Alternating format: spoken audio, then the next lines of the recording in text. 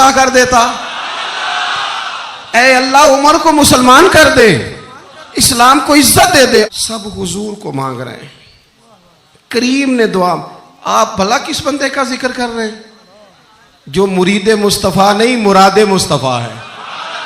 حضور نے مانگ کے لیا، اللہ سے مانگ کے لیا، نبی کریم نے مانگ کے لیا۔ عمر جب گئے نا کلمہ پڑھنے، واقعہ آپ نے سنا ہے، ہمشیرہ سے قرآن پاک سنا، اور پھر حضرت عمر کہنے لگے نہیں بہن اب بات سمجھ میں آ گئی ہے، تو اس طرح کر، میرے ہاتھ میں باندھ لیتا ہوں، گلے میں تلوار لٹکا لیتا ہوں، میں کروں آیا سا مار مقامنے نوں، ہن تسی مینوں مار دے لے چلو۔ اور مت عمر دی عمر ہی برباد ہو جائے جتھے عمر سوار دے لے چلو، لے جاؤ نا۔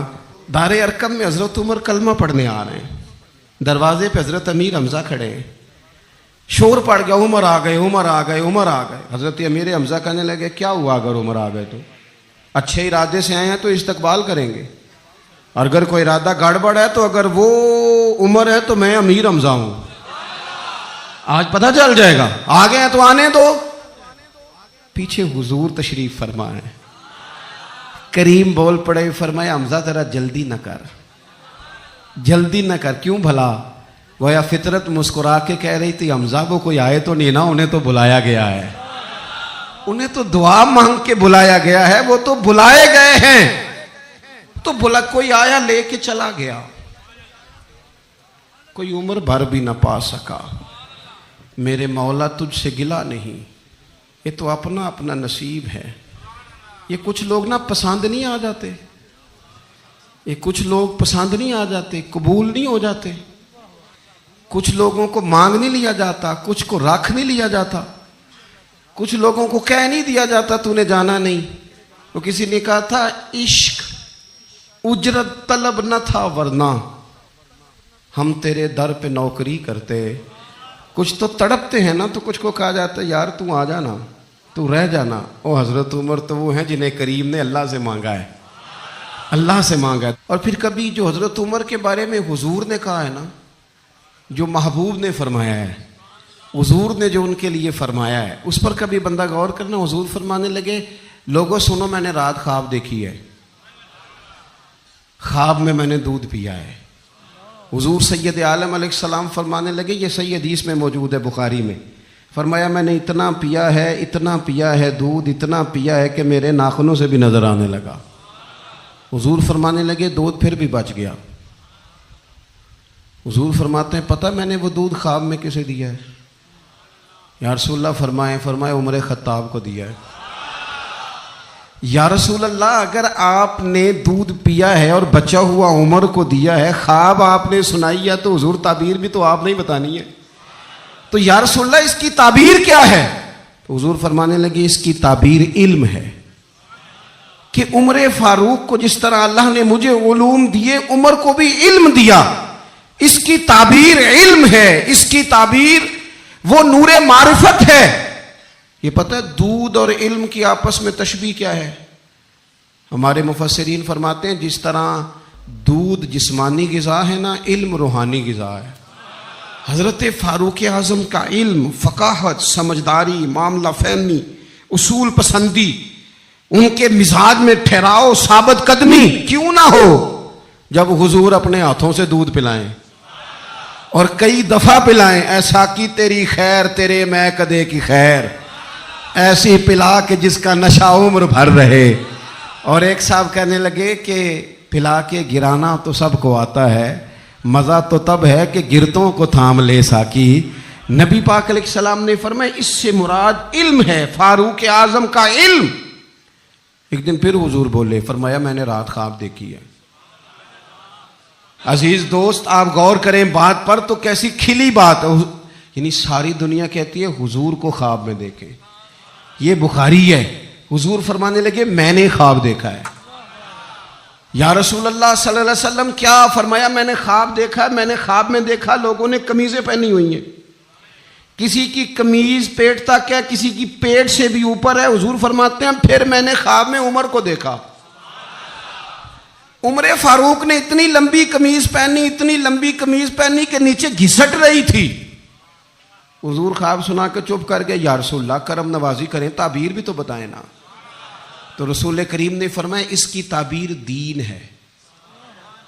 گویا فرما رہے اتنا لمبا کرتا حضرت عمر نے پہنا ہے کہ عمر تو دین کے اندر لپٹے ہوئے ہیں، سراپا دین، اٹھنا دین، بیٹھنا دین، بولنا دین، آنا دین، فیصلہ کرنا دین، عمر کا ہنس دینا بھی دین، عمر کا رو دینا بھی دین، فاروق اعظم کا بدر میں کھڑے ہونا بھی دین، احد میں آنا بھی دین۔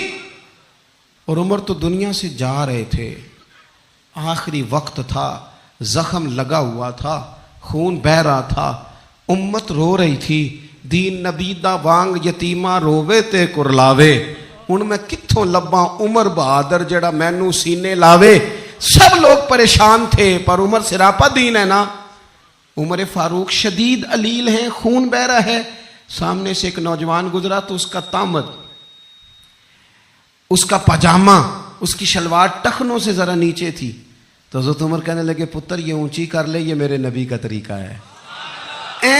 اس وقت بھی فاروق اعظم دین کی اور لے سجنا سا توڑ ہی نہیں بھائی، اسی جان بھی دتی تے راہ تیرے، لے سجنا سا توڑ، آخر تک پانی پرن نہ سہیلیاں تے وہ رنگا رنگ کڑے، پریا اس دا جانیے جس دا توڑ چڑھے۔ اور میرے محبوب نے دنیا میں سامنے بٹھا کے کہا، صحیح حدیث میں موجود ہے، فرمایا عمر میں نے جنت میں تیرا گھر بھی دیکھ لیا ہے۔ عمر دروازے پہ حور بھی بیٹھی تھی، میں اندر جانے لگا تھا، پھر میں نے کہا عمر بڑا غیور ہے۔ معنی کیا ہے؟ شارحین کہتے ہیں معنی یہ ہے کہ حضور نے خود ہی قانون بنایا نا، کسی کے گھر جائیں تو اجازت لے کے جائیں۔ عمر میں اندر جانے لگا تھا، پھر میں رک گیا۔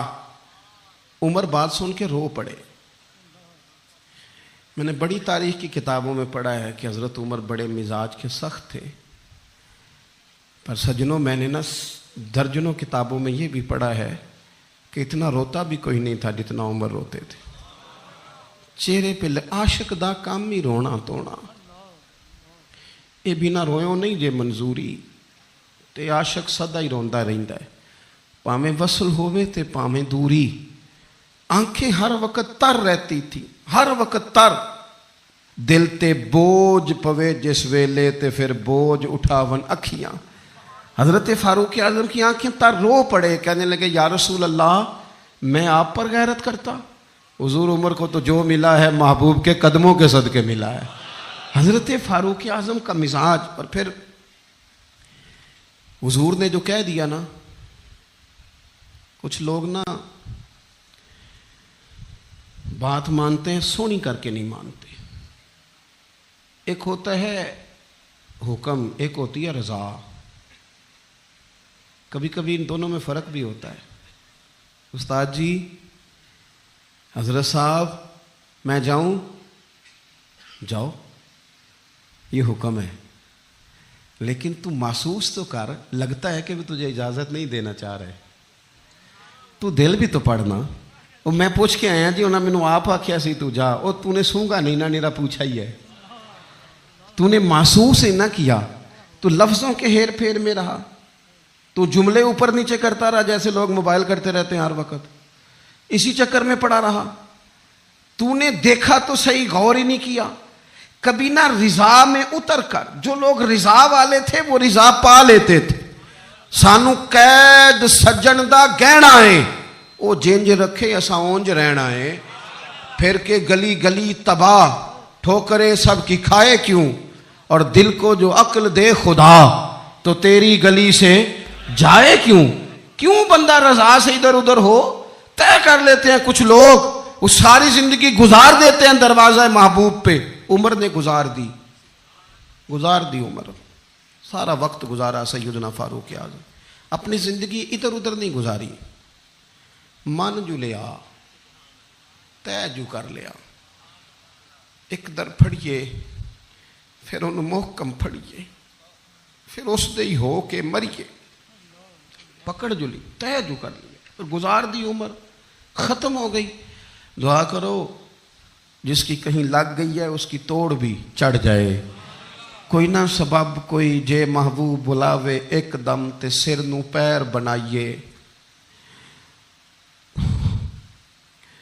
جے محبوب بلاوے ایک دم سر نو پیر بنائیے، وہ کدے سر منگے تے سر دے دئیے، کدے بھی دیر نہ لائیے، یار دا کدے بھی گلا نہ کریے، پاواں سیک دے ہی مر جائیے، یار دا کدے بھی گلا نہ کریے، پاواں سیک دے ہی مر جائیے، او سجنا یہاں تے لائیے ہی نہ، جے لائیے تے پھر توڑ نبھائیے، یہاں تے لائیے ہی نہ۔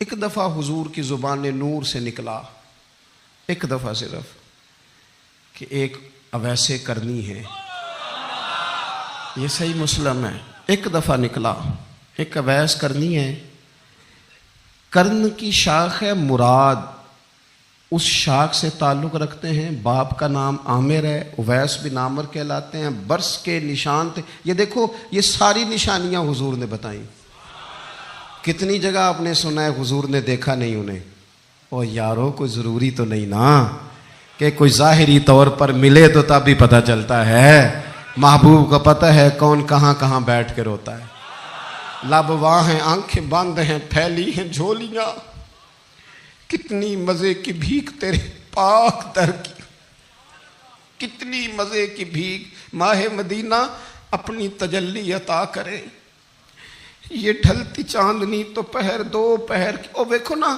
روزے دے دوالے نے غلامہ دیا ٹولیاں، وہ ایک پہ سن دے کروڑاں دیا بولیاں، اور بڑی امید ہے، بڑی امید ہے سرکار قدموں میں بلائیں گے، کرم کی جب نظر ہوگی مدینے ہم بھی جائیں گے، اور اگر جانا مدینے میں ہوا ہم غم کے ماروں کا تو مکینے گنبد خضرا کو حال دل سنائیں گے۔ ایک دفعہ حضور نے فرمایا عمر،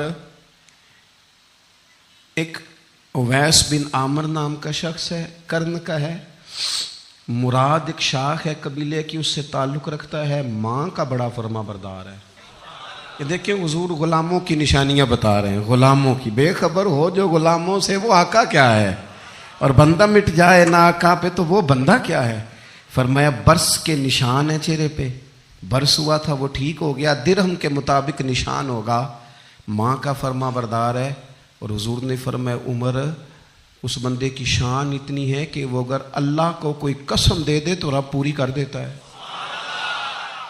فرمایا اگر عمر تیری ملاقات ہو گئی نا تو اسے اپنے لیے دعا کرا لینا، بس طے کر لیا حضرت عمر نے، جو بندہ بھی یمن سے آئے عمر پوچھیں اویس کو جانتے ہو، اویس کو جانتے ہو، جو بھی ملے نا حضرت عمر پوچھیں اویس کو جانتے ہو، ایک وقت وہ آ گیا کہ حضرت اویس خود ہی آ گئے، حضرت عمر کی ملاقات ہو گئی، اب ذرا دیکھنا نشانیاں بتا رہے، کہنے لگے آپ کا نام اویس بن عامر ہے، مراد کی شاخ سے ہیں، یہ چہرے پر نشان ہیں، ماں کے فرما بردار ہیں، کہاں، کہنے لگے اٹھاؤ پھر ہاتھ میرے لیے دعا کرو، حضرت اویس بن عامر اویس کرنی رضی اللہ تعالیٰ عنہ کہنے لگے عمر میں آپ کے لیے دعا کروں، فرمایا کرو نا، اس لیے کہ مدینے والے حبیب نے کہا تھا دعا کرانا، حضور نے کرو نا دعا، ہم نے تو طے کر لی، ایک نقشہ محبوب نے بتایا تھا ایک دفعہ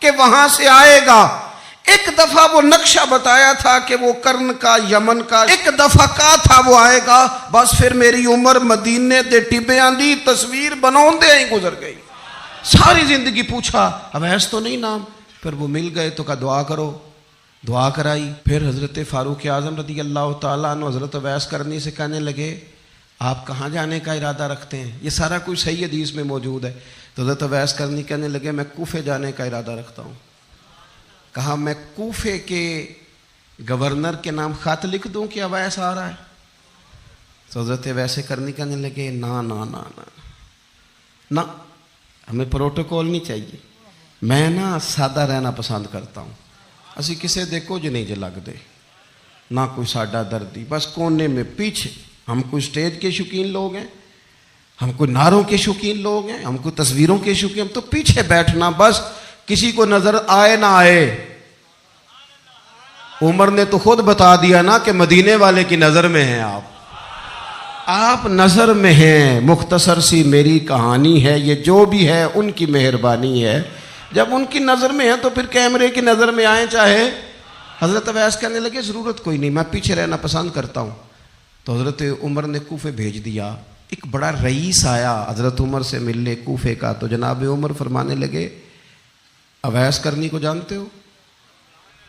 کہ حضور جانتا تو ہوں، اویس بن عامر کو جانتا تو ہوں، حضرت اویس بن عامر کو، لیکن وہ تو پیچھے پیچھے رہتے ہیں، گھر بھی ان کا سادہ، حالات بھی زیادہ وسعت والے نہیں۔ حضرت عمر کہنے لگے تمہیں بندے کی شان کا نہیں پتا۔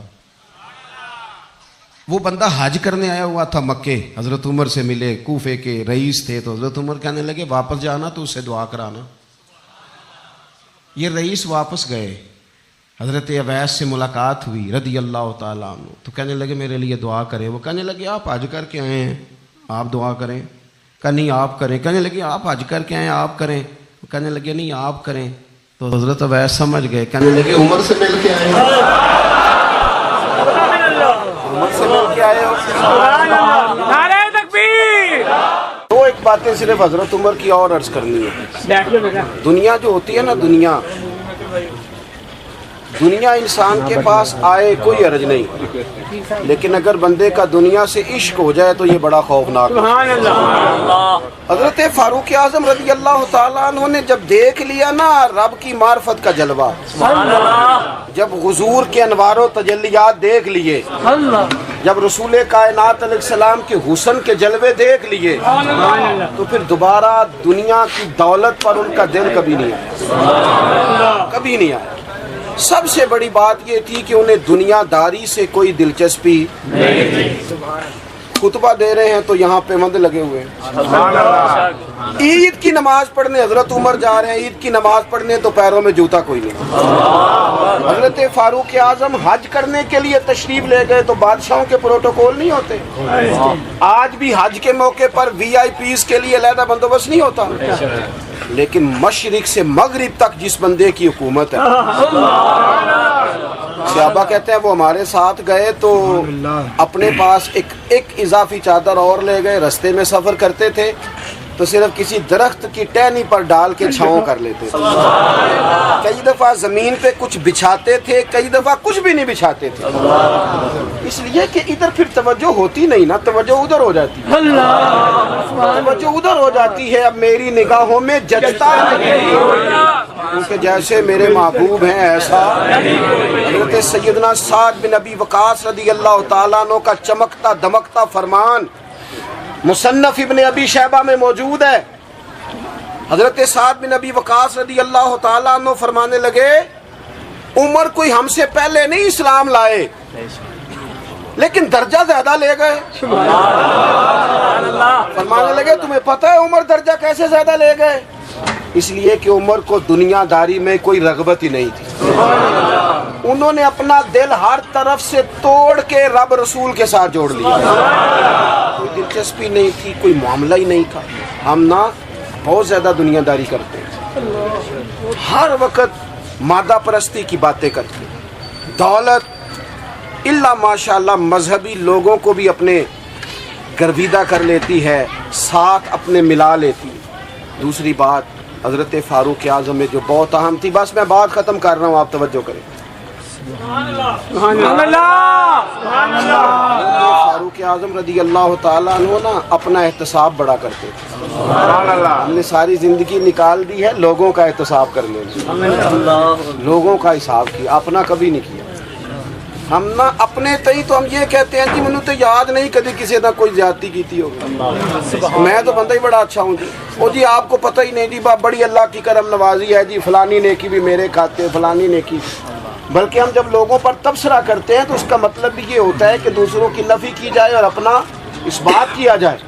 حضرت فاروق اعظم رضی اللہ تعالیٰ عنہ کا طریقہ حضرت انس بن مالک رضی اللہ تعالیٰ عنہ بیان کرتے ہیں، آپ فرماتے ہیں ایک باغ میں حضرت عمر کے ساتھ میں گیا، حضرت عمر پہلے پہنچ گئے، میں بعد میں گیا، تو درمیان میں نا ایک درخت کا فاصلہ تھا، اس بندے کی بات کر رہا ہوں جسے دنیا میں حضور نے جنت کی بشارت دی۔ ان کی بات کر رہا ہوں جن کے بارے میں فرمایا شیطان تجھے دیکھ کے رستہ ہی بدل جاتا ہے. حضرت فاروق اعظم کے ساتھ میں گیا, درمیان میں ایک درخت صرف رہ گیا تھا. حضرت عمر فاروق اپنے آپ سے بات کرتے ہیں, کہتے ہیں عمر ابن خطاب اللہ سے ضرور ڈر, ورنہ اللہ تجھے ضرور عذاب دے گا. ڈر جا اللہ سے. اپنا احتساب کرتے ہیں, اپنے اوپر توجہ رکھتے ہیں. ہم اپنے کپڑوں کا, بالوں کا, کنگھی کا حساب رکھتے ہیں. حضرت عمر اپنے باطن کا حساب رکھتے ہیں. وہ غور کرتے تھے کہ میری باطنی کیفیات کیا ہیں, میں کہاں تک پہنچ گیا ہوں. ایک تو حضرت عمر سے پیار کریں کھول کے, ان سے محبت کریں کھول کے.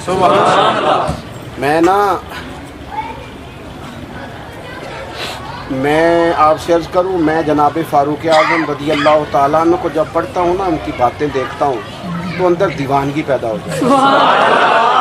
میں کبھی کبھی سوچتا ہوں کہ اتنے بڑے لوگ بھی دنیا میں آئے. اور میں دعوے اور ذمہ داری سے کہتا ہوں ملت کے جوانوں, حضرت عمر کو پڑھو, حضرت عمر کو سنو, حضرت فاروق اعظم کے حوالے سے معلومات جمع کرو. اگر تم حضرت عمر کو پڑھنے سننے میں کامیاب ہو گئے تو فاروق اعظم سے عشق کرو گے. سمجھ آئے گی زندگی کیسے جی جاتی ہے اور بھرپور کیسے جیا جا سکتا ہے. شرط یہ ہے کہ حضرت عمر کو پڑھا جائے, حضرت فاروق اعظم رضی اللہ تعالیٰ عنہ کو پڑھا جائے, سنا جائے. حضرت عمر کی زندگی میں دو ہی باتیں, دنیا سے بے رغبتی پوری, مال دولت گاڑیاں کوٹھیاں رکھیں آپ, لیکن ان سے عشق نہ کریں. عشق اللہ رسول. بیٹھے تھے حضور کے صحابہ حضرت عمر کے گرد, دوست یار پرانے باتیں ہو رہی تھیں. تو حضرت عمر کہنے لگے دور خلافت چل رہا ہے جناب عمر کا, میں کہہ چکا ہوں کہ ہمیں ضرورت متقی پرہیزگار لوگوں کی ٹیم کی ہے. ان لوگوں کی ضرورت ہے جن کے دل میں درد ہو, جو تقوی والے ہوں, جو مخلوق خدا کے بارے میں گنجائش رکھتے ہوں. حضرت عمر کے گرد دوست آپ بیٹھے ہیں. تو حضرت عمر کہنے لگے چلو اپنی اپنی کوئی خواہش ہی بتاؤ. تو چونکہ حالات بڑے خراب تھے, قحط کا دور تھا, بعض جگہوں پہ غریبوں کو بڑی مشکل تھی, تو سب لوگوں نے صدقات اور خیرات کی ہی بات کی. ایک صاحب کہنے لگے میرا دل کرتا ہے کہ زمین غلے اور اناج سے بھر جائے ساری, اور میں اللہ کی مخلوق میں بانٹ دوں. تو دوسرے نے کہا میرا دل کرتا ہے سونے چاندی سے زمین بھرے اور میں رب کی مخلوق پر تقسیم کر دوں. ایک تیسرے صحابی بھی فرمانے لگے میرا دل کرتا ہے سونے چاندی سے نہیں, ہیرے جواہرات سے یہ زمین بھرے اور میں اللہ کی مخلوق میں بانٹ دوں. سب اللہ کی مخلوق پر کرم کرنے کی, رحم کرنے کی, تقسیم کرنے کی بات کر رہے تھے. تو پھر بول کے کہنے لگے عمر آپ بھی تو بتائیں نا, آپ کی بھی تو کوئی خواہش ہوگی نا. حضرت عمر دیر تک خاموش رہے, پھر ٹھنڈی آہ بھری, فرمانے لگے میرا دل کرتا ہے یہ زمین حضرت معاذ بن جبل جیسے لوگوں سے بھر جائے. میرا دل کرتا ہے یہ زمین حضرت حذیفہ بن یمان جیسے لوگوں سے بھر جائے. میرا دل کرتا ہے یہ زمین حضرت ابو عبیدہ بن جراح جیسے لوگوں سے بھر جائے. یہ زمین ان لوگوں سے بھر جائے اور میں پھر ان سب لوگوں کو ساتھ ملا کے زمین پہ رب کی اطاعت کا چلن عام کر دوں. لوگوں کو رب رسول کا فرما بردار بنا دیا جائے. خیر والے لوگوں سے زمین بھرے, میری خواہش یہ ہے. جب خیر والے لوگوں سے زمین بھر جاتی ہے پھر معیشت بھی ٹھیک ہو جاتی ہے, معاشرت بھی ٹھیک ہو جاتی ہے, دفاعی محاذ پر بھی لوگ کامیاب ہو جاتے ہیں, تعلیم اور صحت کے شعبوں میں بھی مضبوطی آتی ہے. شرط یہ ہے تم نے پوچھی ہے امامت کی حقیقت مجھ سے, خدا تجھے میری طرح صاحب اسرار کرے. ہے وہی تیرے زمانے کا امام برحق جو تجھے حاضر و موجود سے بیزار کرے اور موت کی شکل میں دکھلا کے تجھے رخ یار زندگی تیرے لیے اور بھی دشوار کرے. وہ لوگ جو مضبوطی لائیں معاشرے میں, جن کا علم, بردباری, تقوی, یہ چیزیں مضبوطی. ہمارے ہاں کوئی منصوبہ بندی نہیں. جن بیچاروں کے کشکول کل پھیلے تھے ان کے آج بھی پھیلے ہیں. کسی بھی اشارے پر 2 منٹ کے لیے بریک لگتی ہے تو 4 بھکاری آپ کی گاڑی کا شیشہ بجاتے ہیں. اب بعض اشاروں پر ٹول پلازوں پر لکھ کے لگا دیا گیا ہے یہ پیشہ ور بھکاری ہیں. ان کو خیرات نہ دیں. لیکن میرا سوال یہ ہے کہ ان سارے بھیکاریوں کو ایک جگہ پہ کھڑا کر کے پوچھنا کس نے ہے کہ تم بھیک کیوں مانگ رہے ہو؟ ان کے گھروں تک ان کے ساتھ کس نے جانا ہے؟ کون آدمی ہے جو جا کے ان سے کہے گا کہ جناب تم کیوں خیرات کے لیے کھڑے ہو؟ تمہاری مجبوری کیا ہے؟ کہ ریاست کی، حکومت کی، تاجر کی، مالدار کی، تگڑے آدمی کی یہ ڈیوٹی نہیں؟ ان تک رسائی کس نے حاصل کرنی ہے؟ وہ بیوہ جو پچھلے سال دروازے پہ زکوٰۃ لینے آئی تھی وہ اس سال بھی آئی ہے. وہ خاتون جسے پچھلے سال آٹے کا تھیلا دیا تھا وہ اس سال بھی آئی ہے. وہ خاتون جو پچھلے سال 4 بچوں کو ساتھ لے کر کے چھوٹوں کو آئی تھی وہ آج بھی اسی طرح کشکول طلب دراز کیے ہوئے ہے. اور حضرت عمر کیا فرماتے ہیں؟ سیدنا فاروق اعظم رضی اللہ تعالیٰ عنہ ارشاد فرماتے ہیں، اس کو امام بہقی نے اور امام سیوطی نے نقل کیا ہے. حضرت عمر فرمایا کرتے تھے کہ اگر میں زندہ رہا تو عراق والوں میں تمہاری بیواؤں کے لیے ضرورت کا اتنا سامان کر جاؤں گا کہ بی بی جب تک زندہ رہے گی کسی کی محتاج نہیں ہوگی. اس کے لیے اس طرح کے اسباب پیدا کر دیے جائیں گے کہ اسے حاجت نہیں ہوگی. اس کے لیے مستقل بنیادوں پر اس کے اخراجات دیکھ کر اس کے لیے اہتمام کر دیا جائے. اسے دوبارہ کشکول طلب دراز کرنے کی ضرورت نہیں پڑے گی. ایک صحابی تھے حضرت جناب سیدنا خفاف بن ایما غفاری رضی اللہ تعالیٰ. انہوں نے بڑا کردار ادا کیا تھا میدان احد میں، انہوں نے اور ان کے صاحبزادے نے. تو ان کی بیٹی ایک دن حضرت عمر کے پاس آئی. اب وہ بیٹی بیاہ کے جا چکی تھی، اس کی شادی ہو گئی تھی. حضرت خفاف بن ایما رضی اللہ تعالیٰ عنہ کی صاحبزادی اپنے سسرال چلی گئی تھی، وہاں اس کا خامد انتقال کر گیا. وہ خاتون واپس آ گئی، وہ حضرت عمر سے ملی، بیوہ عورت. اس بیوہ خاتون نے آ کے یہاں تو میرے بھائی وہ فوجی بیچارے جن کی بیویاں، جن کو ایک تقریب میں تو خوب ایوارڈ دینے کے لیے بلایا جاتا ہے. میں نے یتیمی کا وقت گزارا ہے، مجھے پتہ ہے کہ 2-4 مہینے لوگ آ کے کہتے ہیں کوئی حکم ہو جاتے 10 آ جائے. پھر جب 1 سال گزر جاتا ہے تو پھر لوگ کہتے ہیں 4 بھرا نے کام کیوں نہیں کر دے. تو ایسے تو نہیں نا کہ ابا ایسے ہی چلا گیا تھا، بڑا کچھ دے کے گیا ہے، ادھر ہے فلانی چیز. لوگوں کا نظریہ تھوڑے عرصے کے بعد اور ہو جاتا ہے. آپ نے بڑے بڑے شہداء کے گھروں میں ایوارڈ تو دیے، کیا کبھی آپ نے پلٹ کر دوبارہ غور کیا کہ ان کے بچے کہاں ہیں؟ ان کی بیوہ کس حال میں ہے؟ وہ زمانے کی تیز دھوپ اور تیز آندھی کا مقابلہ کیسے کر رہے ہیں؟ بغیر باپ کے جو انسان کو کھلے آسمان تلے وقت گزارنا پڑتا ہے وہ کتنا کو مشکل ہوتا ہے. وہ کس طرح ٹائم گزار رہے ہیں یہ کبھی سوچا لوگوں نے؟ یہاں تو نرنگیے سیاست دوران تو دیکھیے منزل انہیں ملی ہے جو شریک سفر نہ تھے، جو نکلے ہی نہیں تھے وہ منزل تک پہنچ گئے، اور جنہوں نے جوانیاں گزار دی وہ رستے میں رہ گئے.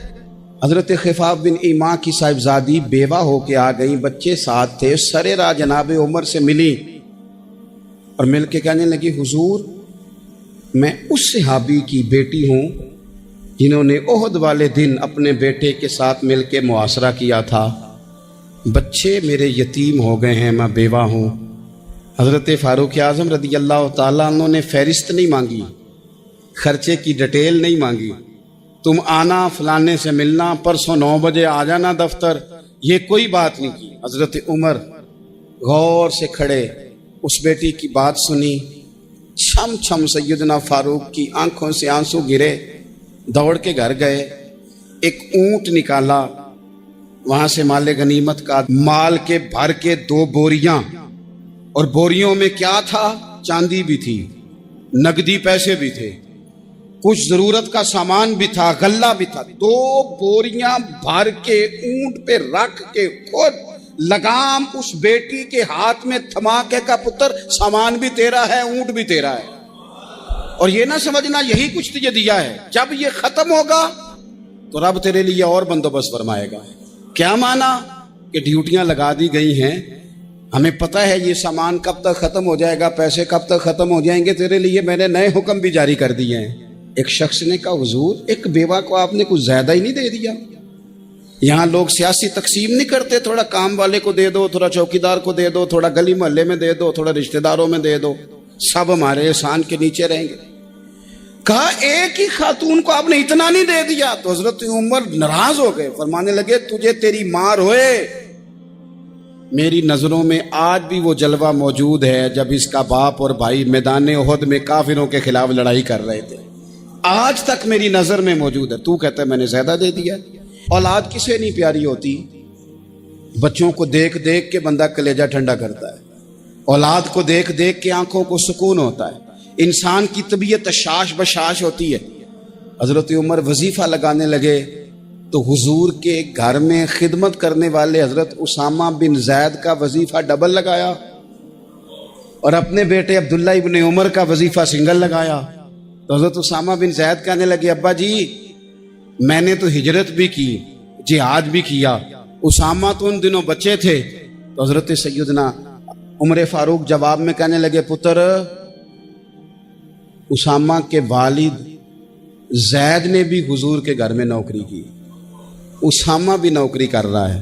حضرت عمر کی شان کیا ہے زمانہ جانتا ہے، پر پھر بھی حضرت عمر فرمانے لگے تو نے اپنے باپ کے ساتھ ہجرت کی، فرمایا ان کی خدمت زیادہ ہے حضور کے گھر میں، لہذا ان کا وظیفہ بھی زیادہ لگایا جائے گا۔ ہمارے ہاں ہم نہ میرٹ کرنا چاہتے ہیں پر دوسروں کے لیے، اپنے اوپر کسی میرٹ کو ہم قابل قبول بالکل نہیں۔ یعنی میں سودا خالص لینا چاہتا ہوں دکان سے، تو آپ بتائیں آپ جو سودا بیچتے ہیں وہ خالص ہی بیچتے ہیں؟ آپ کو تو خالص چاہیے لیکن آپ بھی تو کچھ نہ کچھ بیچتے ہیں، آپ کا خالص ہے، اگر آپ خالص بیچ رہے ہیں تو انشاءاللہ ملے گا بھی خالص۔ چادریں آئی تھی مال غنیمت میں، ڈھیر ساری چادریں، ڈھیر ساری۔ حضرت عمر نے صحابہ کرام علیہم رضوان کی ازواج پر، صحابیات پر وہ چادریں تقسیم کر دی۔ ایک چادر بڑی خوبصورت نکلی اندر سے، تو سب کہنے لگے حضور یہ نا خاتون اول کے لیے سوٹ کرے گی، آپ کی اہلیہ کے لیے سوٹ کرے گی، کبھی آپ گھر لے جائیں نا، یہ سب سے بہتر ہے۔ تو یہ حضرت عمر کی بالغ نظری ہے، وہ کیا بندہ ہوا جس کی ہر جگہ نظر ہی نہ ہو۔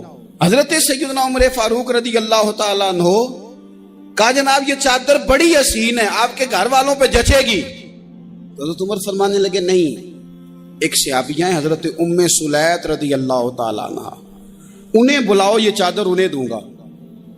حضور اس خاتون کو یہ چادر دینے کی وجہ بھی تو بیان کریں۔ تو حضرت عمر فرمانے لگے جب احد میں ڈھیر سارے لوگ زخمی ہو گئے تھے اور بھگدڑ مچ گئی تھی اور حالات خراب ہو گئے تھے، تو فرمایا میں نے اپنی آنکھوں سے دیکھا کہ اس ایمرجنسی کی حالت میں بھی جناب ام سلیت مشکیزہ پکڑ پکڑ کے زخمیوں کو پانی پلا رہی تھی۔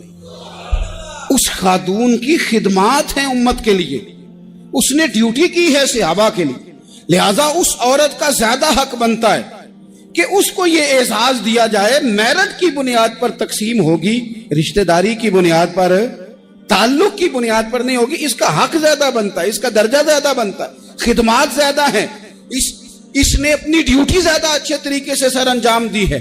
جب تک چیزیں آپ وسعت قلبی نہیں لاتے اپنی طبیعت میں، جب تک آپ گنجائش زیادہ پیدا نہیں کرتے، اتنی دیر تک حالات اس طرح کے نہیں ہوتے۔ پھر ایک اور مصیبت بن گئی ہے، وہ مصیبت ہے لیول کی۔ یہ کام میرے لیول کا نہیں، جب آپ اپنے لیول سے نیچے اتریں گے، پروٹوکول سے ذرا نیچے اتریں گے اور چھوٹی چھوٹی باتوں پر خود توجہ دیں گے، چھوٹی چھوٹی چیزوں پر۔ حضرت عمر جمعہ پڑھا رہے تھے، ایک صحابی دیر سے آئے۔ اب یہ نماز کا پوچھنا، جمعے کا پوچھنا، مطلب حکمران صاحب تو اوپر لیول کے ہیں، وہ تو پوچھیں گے کہ جناب میرے ساتھ تو آپ قومی سطح کا بندہ بٹھائیں، یہ والی باتیں۔ لیکن چھوٹے چھوٹے سوراخ پیدا ہوتے ہیں، پھر بند ٹوٹتے ہیں، حالات بگڑتے ہیں۔ قوموں کا اخلاق چھوٹی چھوٹی جگہوں پہ پہلے بگڑتا ہے، چھوٹی چھوٹی جگہوں پہ۔ بچہ پہلے چھوٹی چوریاں کرتا ہے، خدا معاف فرمائے اگر اسے روکا نہ جائے، پھر وہ بڑی جگہوں پہ جا کے حالات خراب کرتا ہے۔ حضرت عمر فاروق ایک صحابی دیر سے جمعہ پڑھنے آئے تو حضرت عمر نے بعد میں بلا لیا، فرمایا تم اتنے سمجھدار آدمی ہو کہ اگر جمعے میں دیر سے آؤ گے تو باقی لوگوں کا کیا بنے گا؟ تو وہ صحابی آگے سے کہنے لگے مجھے پتا تھا آپ نے پوچھنا ہے، اور میں تو کہیں کام میں مصروف تھا، امیر المومنین میں تو دوڑا آیا ہوں، میں تو غسل بھی نہیں کر سکا, وضو کر کے مسجد میں آ گیا ہوں جمعہ پڑھنے. تو حضرت عمر فاروق ان کی بات سن کے خوش ہوئے, فرمانے لگے رب تیرا بھلا کرے, اس طرح کرنا, آئندہ جمعہ پڑھنے آنا تو غسل کر کے آنا. میرے نبی پاک نے غسل کرنے کا ارشاد فرمایا جمعے والے دن, غسل کر کے آنا. ان باتوں کا بھی یعنی حکومت کے قومی معاملات اور عالمی نقطہ نظر بھی ان کے ذہن میں ہے, اور یہاں تک جو باریک چیزیں یعنی حضرت عمر فاروق گزر رہے تھے تو کسی باغ کے کونے میں کھڑے ہو کے کچھ بچے چھوٹے چھوٹے بچے وہ کھجوریں اکٹھی کر رہے تھے. تو حضرت عمر نے کہا کس کے باغ میں لگے ہوئے ہو؟ سب بچے دوڑ گئے. تو حضرت سنان بن سلمہ فرماتے میں بھی چھوٹا تھا, میں کھڑا ہو گیا تو میں نے کہا حضور ہم نے توڑ کے نہیں کھجوریں کھائیں, گری ہوئی کھائی ہیں, اور آپ کو پتہ ہے جو رستے میں گر جائیں وہ اٹھانی ناجائز نہیں ہوتی, تو حضور یہ گری ہوئی کھجوریں کھائی ہیں. تو کہتے ہیں حضرت عمر فاروق بچے کی بات سن کے کہنے لگے رب تیرا بھلا کرے, تو نے صحیح بات کی طرف میری توجہ کرا دی ہے, اللہ تیرا بھلا کرے. اور پھر حضرت عمر رضی اللہ تعالیٰ عنہ اس چھوٹے سے بچے کے پاس کھڑے ہو گئے. کون؟ کس کے پاس؟ نہیں, خواب تو نہیں دیکھ رہے میں اور آپ. حکمران وقت 22 لاکھ مربع میل کا حکمران بچے کے پاس کھڑے ہو گئے, چھوٹے بچے کے پاس. دکان پہ غریب آدمی چڑھ آئے نا, دکاندار صاحب اللہ ماشاءاللہ ان کا مزاج خراب ہو جاتا ہے. وہ تیسری چیز کہ نا وہ والی دکھاؤ تو کہتے لینیاں تے لے تو جا, اور اگر تگڑا بندہ آ جائے تو کہتے ہیں جناب آپ اس طرح کریں نشاندہی کر دے, میں انشاءاللہ خرید کے لا کے پیش کر دوں گا. مزاج بدل جاتا ہے. غریبوں کے پاس, چھوٹوں کے پاس, عام آدمی کے پاس آپ جائیں. ہمارے حکمرانوں کا غریب آدمی سے گیپ بہت زیادہ ہے, پیروں کا غریب آدمی سے گیپ بہت زیادہ ہے, بڑے علماء کا عام آدمی سے گیپ زیادہ ہے, تاجروں کا عام آدمی سے گیپ زیادہ ہے, شیشے کے بڑے بڑے محلات میں سوسائٹیوں میں بسنے والوں کا غریبوں سے گیپ زیادہ ہے. اس لیے امیر غریب کی تفریق بڑھ گئی ہے, حالات اور طرح کے ہو گئے. بعض غربا امیروں سے نفرت کرنے لگ گئے. ہماری شادی بیاہ تقریبات افطاریاں ان میں ہم اپنے لیول کے لوگ بلاتے ہیں جن سے ہمیں کاروباری ضروریات وابستہ ہوتی ہیں. ہم نے اس طرح کا ماحول بنایا, اس کا نقصان یہ ہوا ہے کہ معاشرے میں کئی قسم کی سوچیں پنپنے لگی ہیں, وسوسے غالب آنے لگے. بعضوں کا تنگ آمد بجنگ آمد, جب غریبوں کے بچے زیادہ تنگ آتے ہیں پھر ہتھیار اٹھاتے ہیں, پھر قلم چھوڑ دیتے ہیں. سوچنے کی ضرورت ہے ملک میں کہ برائی جنم لیتی کہاں سے ہے. یہاں تک اتر کے حضرت عمر فاروق ان لوگوں سے پیار کرتے. اب وہ بچے نے بات سنا دی حضرت سنان بن سلمہ نے, تو جناب عمر فاروق سے بچے نے فٹافٹ ایک اور فرمائش بھی کر دی. کہنے لگا حضور میں نے کھجوریں زیادہ جمع کر لی ہیں, وہ میرے دوست سارے بھاگ گئے ہیں آپ کو دیکھ کے, اب میں جب جاؤں گا نا تو کھجوریں میرے حصے کی ہیں, ہوں میں غریب بچہ, ماڑے گھر سے تعلق ہے, وہ میری کھجوریں چھین لیں گے. حضرت عمر کے ساتھ سپاہی بھی تھے, سارا کچھ بھی تھا. حضرت عمر نے بچے کا بازو پکڑا, فرمایا چل میں تجھے تیرے گھر چھوڑ کے آتا ہوں. حضرت عمر اس غریب کے دروازے پہ دستک دے کے کہا تیرا پتر تھا, پکڑ کے اس لیے لایا ہوں کوئی امیر زادہ اس غریب کے بچے کو تنگ نہ کر سکے, اللہ کوئی ایک بھیجنا. حضرت فاروق اعظم کا ماننے والا جو غریب کے بچے کا بازو تھامے اور اسے کہے کہ کوئی امیر زادہ اس پر ظلم نہیں کرے گا, کوئی اسے تھپڑ نہیں مارے گا, کوئی اس کے حصے کے نمبر نہیں لے گا, کوئی اس کی جگہ رشوت دے کے نوکری پہ نہیں بیٹھ جائے گا, کوئی اس کی جگہ پیسے دے کے آگے نہیں بڑھ جائے گا. کوئی آئے نا جو اشک شوئی کرے, جو آنسو پونچھے لوگوں کے. لیکن یہاں تو منزل انہیں ملی ہے جو شریک سفر نہ تھے.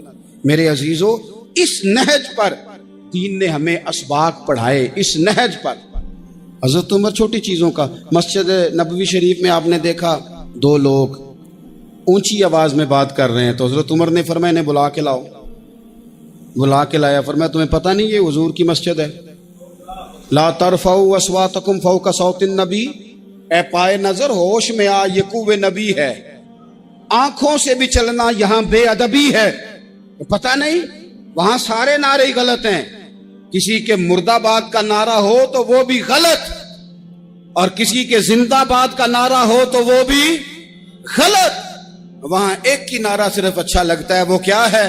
یا رسول اللہ انظر حالنا، یا حبیب اللہ اسما، وہاں ایک کی نعرہ اچھا لگتا ہے کہ سونے آ گئے ہیں نظر کرم ہو جائے، یا رسول اللہ پہنچ گئے ہیں روزے دے دوالے نے غلامہ دیاں ٹولیاں، او ویکھو ایک پہ سن دے کروڑاں دیاں بولیاں، وہاں یہی نعرہ اچھا لگتا ہے، لب واہ ہیں، آنکھیں بند ہیں، پھیلی ہیں جھولیاں، کتنی مزے کی بھیک تیرے پاک در کی ہے۔ اور قربان جاؤں اپنے امام پر، اس قلم پہ باری جس سے وہ لکھا کرتے تھے، کہنے لگے کعبے کا نام تک نہ لیا طیبہ ہی کہا، پوچھا جو تھا کسی نے کہ عظیمت کدھر کی ہے، ان کے طفیل حج بھی خدا نے کرا دیے، ورنہ اصل مراد حاضری تو اس پاک در کی ہے۔ تو حضرت فاروق اعظم رضی اللہ تعالیٰ عنہ نے نا ان دو لوگوں کو بلایا اور بلا کر کے فرمانے لگے کہاں کے رہنے والے ہو، کہاں سے آئے ہو؟ نے کہا جی ہم طائف کے رہنے والے ہیں۔ فرمایا تمہیں پتہ نہیں یہ نبی پاک کا روزہ ہے، حضور کی مسجد ہے، یہاں آواز اونچی نہیں کرتے، تمہیں خبر نہیں؟ اور پھر حضرت عمر فرمانے لگے اگر تم مدینے کے رہنے والے ہوتے تو میں تمہیں کوڑے مارتا، میں تمہیں سزا دیتا، تمہیں پتہ نہیں کہ کس طرح کا مزاج اور ماحول ہونا چاہیے۔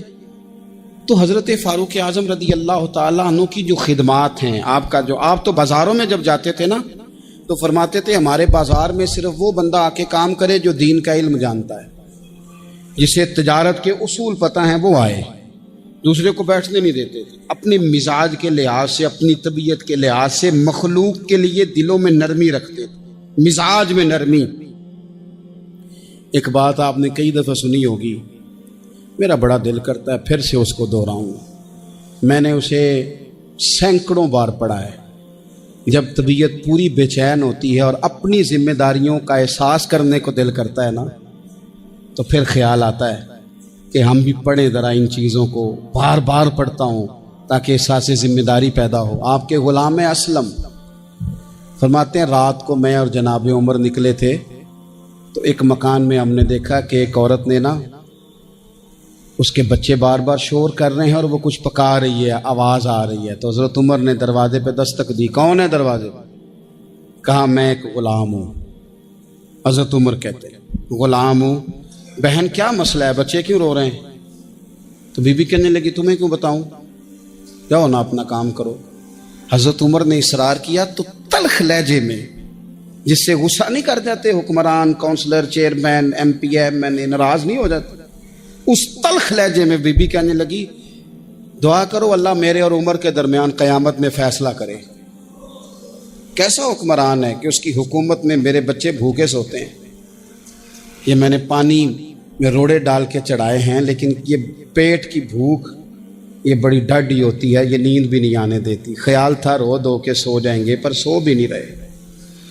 حضرت فاروق اعظم دوڑے گئے، گھر سے سامان، اناج، غلہ کندھے پہ رکھا۔ خادم کہتے میں نے کہا کہ مجھے دے دیں، فرمانے لگے چل تو وعدہ کرنا قیامت میں بھی میرے بوجھ اٹھائے گا۔ کہ حضور نہیں، وہ تو میرے بس کی بات نہیں۔ فرمایا پھر مجھے کرنے دے۔ دوڑے آئے، اس خاتون کے دروازے پر لا کے وہ چیزیں رکھی، کہا بہن اگر تو پردہ کر لے تو یہ غلام نا آج کھانا پکا دے تیرے بچوں کو۔ پھر وہ گھی چڑھا کے، چینی ڈال کے، کچھ سامان پکتا تھا وہ کھانا پکایا۔ غلام کہتے ہیں جب پھونکے مارتے تھے تو داڑھی سے دھواں نکلتا تھا، آگ جلاتے تھے دھواں نکلتا، پھر کھانا پکایا، پھر ان بچوں کو کھلایا۔ پھر حضرت عمر فاروق رضی اللہ تعالیٰ عنہ نا تھوڑے پیچھے بیٹھ گئے تو بچوں کے ساتھ اس طرح کی باتیں کرنے لگے کہ وہ ہنس پڑے۔ جناب اسلم کہتے ہیں بچے اس بیوہ کے ہنستے تھے، بچے ہنستے تھے اور عمر روتے تھے۔ جب وہ ہنستے تھے تو فاروق روتے تھے، پھر وہ بچے آہستہ آہستہ لیٹنے لگے، اور جب وہ سونے کی طرف بڑھنے لگے تو حضرت عمر کہنے لگے بہن میں جاؤں؟ کہنے لگی رب تیرا بھلا کرے، میرا کلیجہ پھٹ جاتا اگر میرے بچوں کو آج شام بھی روٹی نہ ملتی۔ تو سیدنا فاروق اعظم رضی اللہ تعالیٰ عنہ کہنے لگے پھر تو میرے لیے دعا کرے گی؟ کہنے لگی میں دعا کرتی ہوں اللہ عمر کی جگہ تیرے جیسا کو نیک آدمی بٹھا دے۔ تو حضرت عمر کہنے لگے ایک چھوٹی سی گزارش بھی مان لو گی؟ کا کیا؟ فرمانے لگے کوئی یہ میری خدمت اگر پسند آئی ہے تو عمر کو معاف نہیں کر دیتی؟ غلطی ہو گئی، اسے پتہ نہیں تھا، اپنے منہ سے کہنے لگے سیاںا بھی نہیں، باشعور بھی نہیں، اسے چاہیے تھا خلافت کی ذمہ داریاں نہ لیتا۔ لیکن حضرت صدیق نے کہا تو وہ مان گیا، لیکن بہن میں اسے جانتا ہوں، بزدل بڑا ہے، کمزور بڑا ہے، ضعیف بڑا ہے، اگر تو قیامت میں اس کی شکایت لگائے گی تو بڑا کمزور پڑ جائے گا، اس کے لیے مشکل ہو جائے گا۔ تو کہنے لگی اچھا اگر تو اتنی سفارش کرتا ہے تو جا، میں نے عمر کو معاف کیا۔ حضرت فاروق اعظم نے چہرے سے کپڑا ہٹایا تو بی بی کہنے لگی اوہو آپ عمر ہیں؟ آپ فرمانے لگے میں جو بھی ہوں تو وعدہ کر چکی ہے کہ تو نے عمر کو معاف کیا۔ پھر باہر نکلے اور اپنے خادم جناب اسلم سے کہنے لگے 2 بندے اور بلا اور انہیں گواہ بنا کہ میں نے اس غریب کے روتے بچے ہنسائے ہیں، تو جا کے ان کو بتا میں نے وہ ہنسائے ہیں، اس کے بھوکے بچوں کو میں نے روٹی کھلائی ہے، اور تو گواہ ہو جا کہ اس بی بی نے خود کہا ہے بغیر جبر کے، میری گزارش پہ کہا ہے کہ میں نے عمر کو معاف۔ کیوں نہ ہم بھی اپنی اپنی ذمہ داریوں کا احساس کر لیں، کیوں نہ ہم بھی جہاں جہاں ہماری ڈیوٹی ہے ہم بھی وہاں غور کر لیں، کہیں ایسا تو نہیں کہ ہم بھی کمزور پڑ گئے ہیں، ذمہ داری تو لے لی ہے پر اب ہم ادا نہیں کر پا رہے۔ حضرت عمر فاروق رضی اللہ تعالیٰ عنہ نا باہر والوں کا بھی بڑا سخت حساب کرتے تھے، بڑا ایک گورنر صاحب نے لباس بڑا شاندار پہننا شروع کر دیا تھا تو حضرت عمر نے اتروا کے نا تو انہیں ٹاٹ کا لباس پہنا کے تو اونٹ چرانے کی ڈیوٹی دے دی تھی، اتنا سخت احتساب کرتے۔ کسائی کی دکان پر بھی 1-2 گھنٹے کھڑے ہوتے تھے، جو آدمی مسلسل 2 دن گوشت خریدتا تھا نا فرماتے تھے اس کا ٹیکس بڑھا دو، لوگوں کو دال نہیں مل رہی اور یہ روز گوشت کھاتا ہے۔ حضرت فاروق اعظم اس کو جزیہ کہا جاتا تھا یا کچھ اور معاملات ہوتے تھے بڑھا دیتے تھے۔ مسلسل جو 2 دن آدمی گوشت کھاتا تھا فرماتے تھے مدینے میں غربت ہے، اگر یہ والا نظام تم کرو گے تو غریب لوگ کس کی طرف دیکھیں گے۔ لیکن اس سے زیادہ بڑھ کر جو ان کی زندگی کا معیار اور سٹیٹس تھا وہ یہ تھا کہ اپنے گھر کا خاص خیال رکھتے، خاص توجہ کرتے۔ ملک شام سے اور ایران سے کچھ لوگ آپ کی خدمت میں آئے تو وہاں سے کچھ کنیزیں بھی آئیں، ان کے بادشاہ پیغام لے کے۔ شاہ ایران کی کنیز کو ملکہ نے کہا کہ نا حضرت عمر کی زوجہ کو دیکھ کے آنا ذرا کس طرح کی۔ ہمارے ملک میں کیا کہتے ہیں خاتون اول، جی خاتون، باقی سارے دووں میں خاتون اول، ذرا خاتون اول کو دیکھ کے آنا۔ تو وہ جب آئی نا گھر میں ملنے تو کہا کہ مجھے میری ملکہ نے کہا تھا کہ عمر کی زوجہ سے اہلیہ سے ملاقات کر کے آنا۔ تو حضرت عمر کی اہلیہ نے نا ایک جوڑا کپڑوں کا دے دیا ملکہ کے لیے اور ایک خوشبو کی شیشی دے دی۔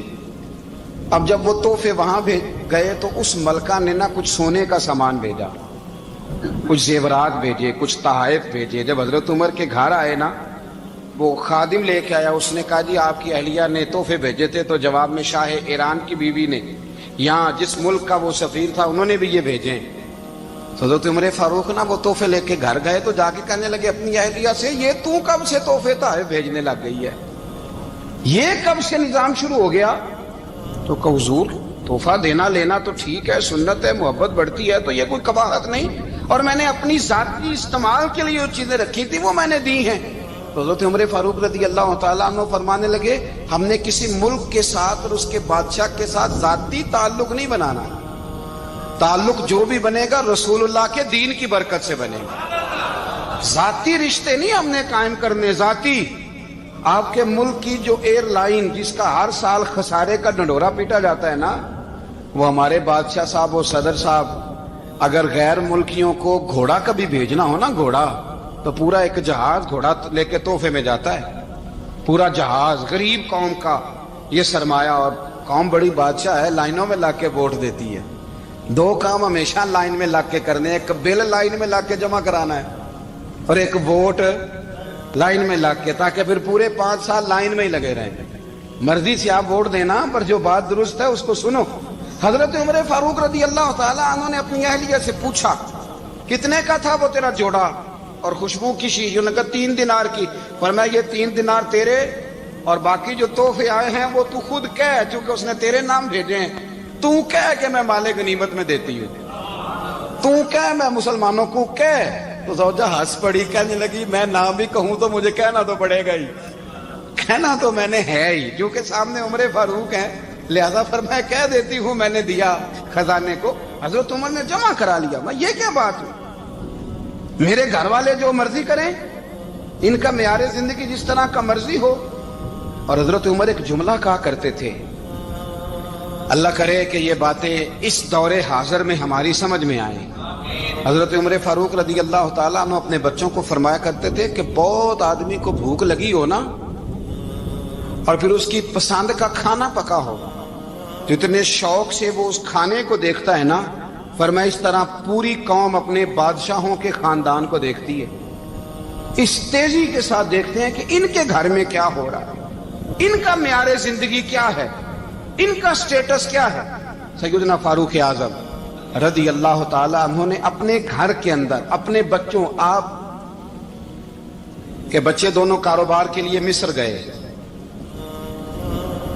تو وہاں کے گورنر صاحب نے لوگوں سے، ایک بہت بڑا قافلہ گیا مدینے سے مصر تجارت کے لیے، جاتے ہیں نا آج بھی قافلے کئی ملکوں میں، تو یہ گئے تجارت کے لیے. تو حضرت عبداللہ ابن عمر اور حضرت عبید اللہ ابن عمر، حضرت عمر کے دونوں بیٹے گئے. جناب عمر فاروق کے بچے جب وہاں پہنچے تو مصر کے گورنر نے نا لوگوں کو تعارف کرایا کہ یہ عمر فاروق کے بیٹے ہیں.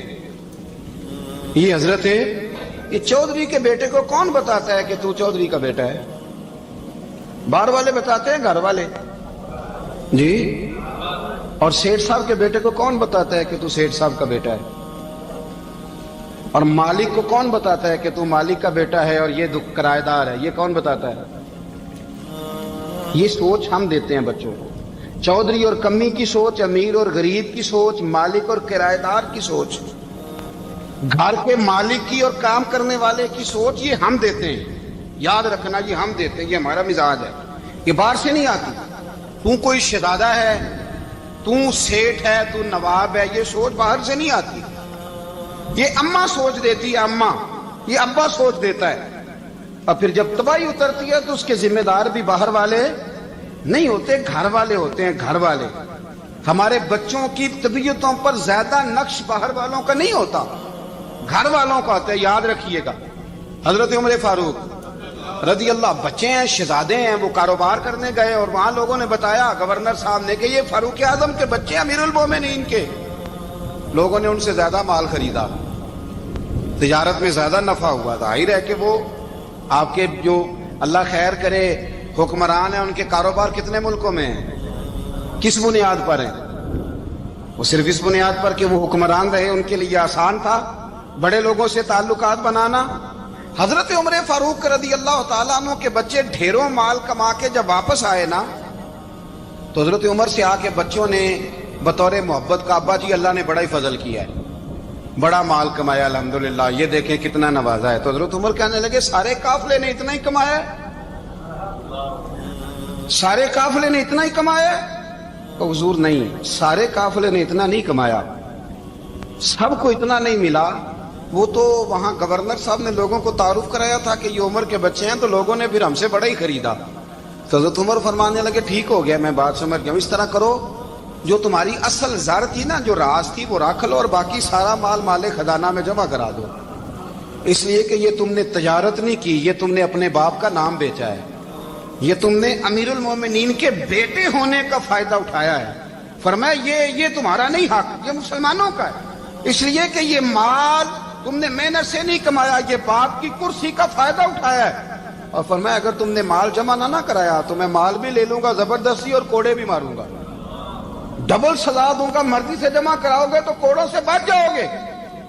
بڑے بیٹے نے تو جمع کرا دیا تو چھوٹا تھوڑا پریشان ہوا.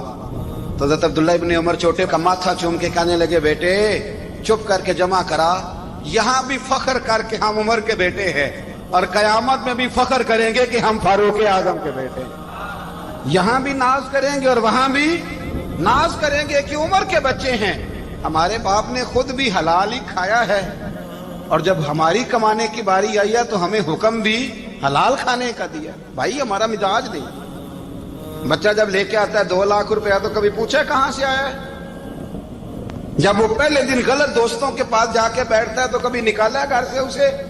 یہ بہت سارے خمیازے ہمیں اس لیے بھگتنے پڑتے ہیں کہ ہم ابتدا میں سوراخ بند نہیں کرتے. جب اس میں شگاف پڑ جاتا ہے، سیلاب آتا ہے تو ہمیں ہوش آتی ہے. حضرت عمر نے اپنے گھر میں نگرانی رکھی، کڑی نگرانی. زیادہ نماز گھر میں پڑھتے تھے حضرت عمر، نفلی نمازیں زیادہ کیوں بلا؟ بھائی یاد رکھیں کہ آپ نے اگر سجدہ کرنا ہے تو بچہ لیٹ جائے گا، وہ اسے پتا کوئی نہیں سجدہ کیا ہے. لیکن جب گھر میں کبھی قرآن ابا جی کھول لینا، جب ابا جی کا موڈ بن جائے نا لیکچر دینے کا، وہ گھر میں شروع ہو جاتے ہیں، کہتے ہیں آپ لوگ نماز نہیں پڑھتے اس لیے میرے کاروبار میں برکت کوئی نہیں. تم سویرے قرآن پاک نہیں کھولتے تو میں تباہ ہو گیا. تو میاں آپ نے کب گھر میں قرآن پاک کھولا تھا؟ آپ نے کب نماز پڑھی؟ آپ نے کب گھر کے اندر اللہ رسول کا ذکر کیا تھا؟ آپ نے کب حدیث چھیڑی؟ آپ نے بھی تو گھر کے اندر جب بھی آپ آئے ہیں تو آپ نے وہی کچھ کیا جو دنیا دار کرتے ہیں. آپ بھی تو اپنا موبائل لے کے الگ کونے میں بیٹھ گئے. آپ نے بھی تو کہا ہے کہ اب تمہارے چینل ختم، اب میری مرضی والا چلے گا. تو جو آپ نے کیا ہے بچے بھی وہی کام کریں گے. آپ نے بھی گپ شپ لگائی ہے تو وہ بھی لگا رہے ہیں. یہ سمجھ لیں جو کام آپ کریں گے آپ اپنے بچوں کی سیرت میں اس کا جلوہ دیکھ لیں گے. بڑی پکی سی بات ہے کہ آپ کو بچے کی عادتیں دیکھ کے سمجھ آ جائے گی کہ میں بھی یہی کرتا تھا اور یہ بھی. حضرت عمر فاروق رضی اللہ تعالیٰ عنہ وصال فرما گئے تو آپ کے وصال کے بعد حضرت عثمان غنی رضی اللہ تعالیٰ عنہ نے آپ کی ایک بیوہ سے نکاح کیا. حضرت عمر کی ایک بیوہ سے جب وہ آپ کے نکاح میں آئی تو کہنے لگی حضرت عثمان غنی سے کہ حضور نہ تو میں خوبصورت ہوں اور نہ میں جوان ہوں، نہ آپ کی کوئی خدمت کر سکتی ہوں، میرے ساتھ نکاح کرنا سمجھ میں نہیں آیا. کیا شاندار جواب دیا حضرت عثمان غنی نے، کیا خوبصورت جواب دیا. فرمانے لگے میں نے اس لیے نکاح نہیں کیا کہ مجھے تمہارے حسن سے دلچسپی تھی یا تمہاری خدمت کی ضرورت تھی. میں نے تو اس لیے نکاح کیا ہے کہ مجھے بتاؤ عمر فاروق گھر کے اندر اپنے رب کی عبادت کس طرح کرتے تھے، وہ قرآن پاک کس طرح پڑھتے تھے، وہ رویا کیسے کرتے تھے، استغفار کا طریقہ کیا، کس وقت کس انداز میں وہ اپنے رب کو یاد کرتے تھے. اس لیے کہ عمر کئی دفعہ گھر سے آتا تھا تو میں اس کے چہرے پر نور دیکھا کرتا تھا، میں روشنی دیکھتا تھا، ایک معیار دیکھتا تھا. نکاح اس لیے کیا ہے کہ مجھے عمر کی جو گھر کے اندر کی عبادت ہے اس سے آگاہ کرو، تاکہ عثمان غنی بھی چاہتے ہیں اس طرح کے عمل کرو جس طرح کے عمر فاروق کر کے گئے ہیں. بھائی جب تک ہم اپنے گھر میں وہ توجہ نہیں دیں گے، وہ مزاج دیکھیں نا، ہمارے گھروں میں جب نقشہ پاس ہوتا ہے تو ٹی وی لان بھی اس میں ہوتا ہے، ڈرائنگ روم بھی ہوتا ہے، نماز کی جگہ بھی ہوتی ہے نقشے میں. صحابہ جب گھر بناتے تھے تو ایک مسجد بیت کا نقشہ پاس کرتے تھے، ذہن میں رکھتے تھے کہ یہ کونا نماز کے لیے، وہاں جوتے لے کے کوئی نہیں جائے گا، وہاں نماز پڑھی جاتی تھی، عورتیں وہاں اعتکاف کرتی تھی. ٹی وی لان تو آ گیا ہے اور گھر کے اندر ٹی وی رکھنے کے لیے تو ایک کمرہ الگ سے بنا دیا گیا ہے. اور اب جو نئے نقشے پاس ہو رہے ہیں اس کے اندر گھروں کے اندر جگہ بنائی گئی ہے جہاں کمپیوٹر رکھے جائیں اور بچوں کے لیے وائرنگ ہوگی نیچے تاکہ انہیں کوئی مشکل درپیش نہ ہو. یہ ساری چیزیں ہم نے نہانے کے لیے گھروں کے اندر اتنے بڑے واش روم بنائے ہیں کہ لگتا یہ ہے کہ سوائے نہانے کے اور کام ہی نہیں کوئی گھر میں ہوگا. ہر چیز آ گئی، پر اللہ کرے کوئی تفسیر بھی ٹیبل پہ پڑی نظر آئے، کوئی حدیث کی کتاب بھی ٹیبل پہ پڑی نظر آئے. اللہ کرے کہ جس طرح ابا لطیفہ سن کے آتا ہے تو جب تک سنا نہ لے اسے ہضم نہیں ہوتا. اللہ کرے کہ وہ جمعے میں بیان سن کے جائے تو اس کا بھی دل کرے میں اپنے بچوں کو سناؤں. وہ نبی پاک کی کوئی حدیث کہیں سے سنے تو گھر جا کے سنائے. جب تک یہ معیار نہیں بنتا آپ کیسے توقع کرتے ہیں کہ گھر کے اندر اللہ کی رحمتیں نازل ہوں گی؟ آپ یہ کیسے توقع کرتے ہیں کہ گھر کے اندر وہ معیار اور وہ مزاج بنے گا؟ حضرت عمر فاروق نے ذاتی زندگی پر جو توجہ دی، گھر والوں کے معیار پر جو توجہ دی حضرت عمر فاروق رضی اللہ تعالیٰ عنہ نے، وہ بھی بڑی دیدنی ہے. حضرت ابو موسیٰ اشعری کو نا آپ نے وزیر خزانہ بنایا، وزیر خزانہ. تو حضرت ابو موسیٰ اشعری کہتے ہیں کہ حضرت عمر کو شیخ خزانے میں رہنے تو دیتے نہیں تھے. تو ایک دن میں صفائی کر رہا تھا اس کمرے کی جس میں خزانہ رہتا تھا. ہمارے تو ملک میں جو جاتا ہے وہ صفائی کر کے ہی جاتا ہے، اللہ خیر کرے. اور خیر معیار بدلتا ہے. جو پچھلی حکومت ہوتی ہے وہ قرضہ اٹھاتی ہے، وہ باہر سے جاتی ہے تو قرضہ لے کے آتی، اور جو نہیں آتی ہے وہ کہتی ہے ہمیں پیکج مل گیا ہے. وہ قرضہ نہیں اٹھاتے. ان کو کیا ملتا ہے؟ یعنی پچھلی نے قرضہ لیا تھا اور ہم نے، واہ جی واہ کیا خوبصورت انداز ہے، اس کا نام بدل کے نا، انہوں نے قرضہ لیا تھا اور ہم نے، میں کہا بڑے شاندار سیانے بندے ہو گئی. اور اللہ تعالیٰ خیر فرمائے، ہمارے جو بڑے شاندار قسم کے دوست ہیں نا، شاندار، جن کا ادب سے نام لیتے ہیں، وہ عرب کے بادشاہ ہیں. ہم تو عرب خالی کہتے بھی نہیں، عرب شریف کہتے ہیں، عرب شریف. انہوں نے پتہ کیا کیا ہے؟ انہوں نے اس طرح کیا ہے کہ جو کشمیریوں کا قاتل تھا نا، اس کے گلے میں میڈل ڈال دیا ہے. یہی کام وہ کرتے رہتے. انہوں نے پہلے انہیں بلا کے مندر بھی بنوائے تھے، ہمیں کوئی شکوہ نہیں، ان کی زمین ہے، اللہ تعالیٰ توفیق عطا کرنے والا ہے. پر خیال یہ تھا کہ چلو کشمیریوں کے زخم پر نمک نہ چھڑکتے، 2 مہینے انتظار کر لیتے، کچھ حالات سنور جاتے، کچھ تھوڑا انتظار. ہیں ہمارے دوست، ہمارے وزیر اعظم صاحب جب جاتے ہیں تو وہ پھولوں کا ہار ڈالتے ہیں ہمارے دوست. لیکن انہیں وہ حدیث یاد نہیں کہ نبی پاک علیہ السلام نے فرمایا جب میرے مومن کو تکلیف ہوتی ہے تو مجھے بھی گنبد خضرا میں تکلیف ہوتی ہے. انہیں نہ کشمیریوں کا خون یاد نہیں آیا، انہیں برہان وانی کی کٹی ہوئی لاش یاد نہیں آئی، انہیں 30,000 بیوہ عورتیں 30,000 بیوہ عورتیں یاد نہیں آئی، 30,000 بیوہ عورتیں جن کے سہاگ اجڑ گئے، اور انہیں 1.25 لاکھ یتیم بچہ یاد نہیں آیا جو یتیمی کی زندگی گزار رہا ہے. اور اس کے باوجود بہت بڑے ذمہ دار ہے وہ. مجھے پڑھ لینے دو آج احمد فراز کا شعر. وہ ہمارے مکتب کوئی ایسا نہیں کہ وہ مولوی تھا، وہ غیر جانبدار تھا، پر مجھے آج پڑھ لینے دو اس کا شعر. ایک کلیجے کا درد ہے، پڑھ لینے دو.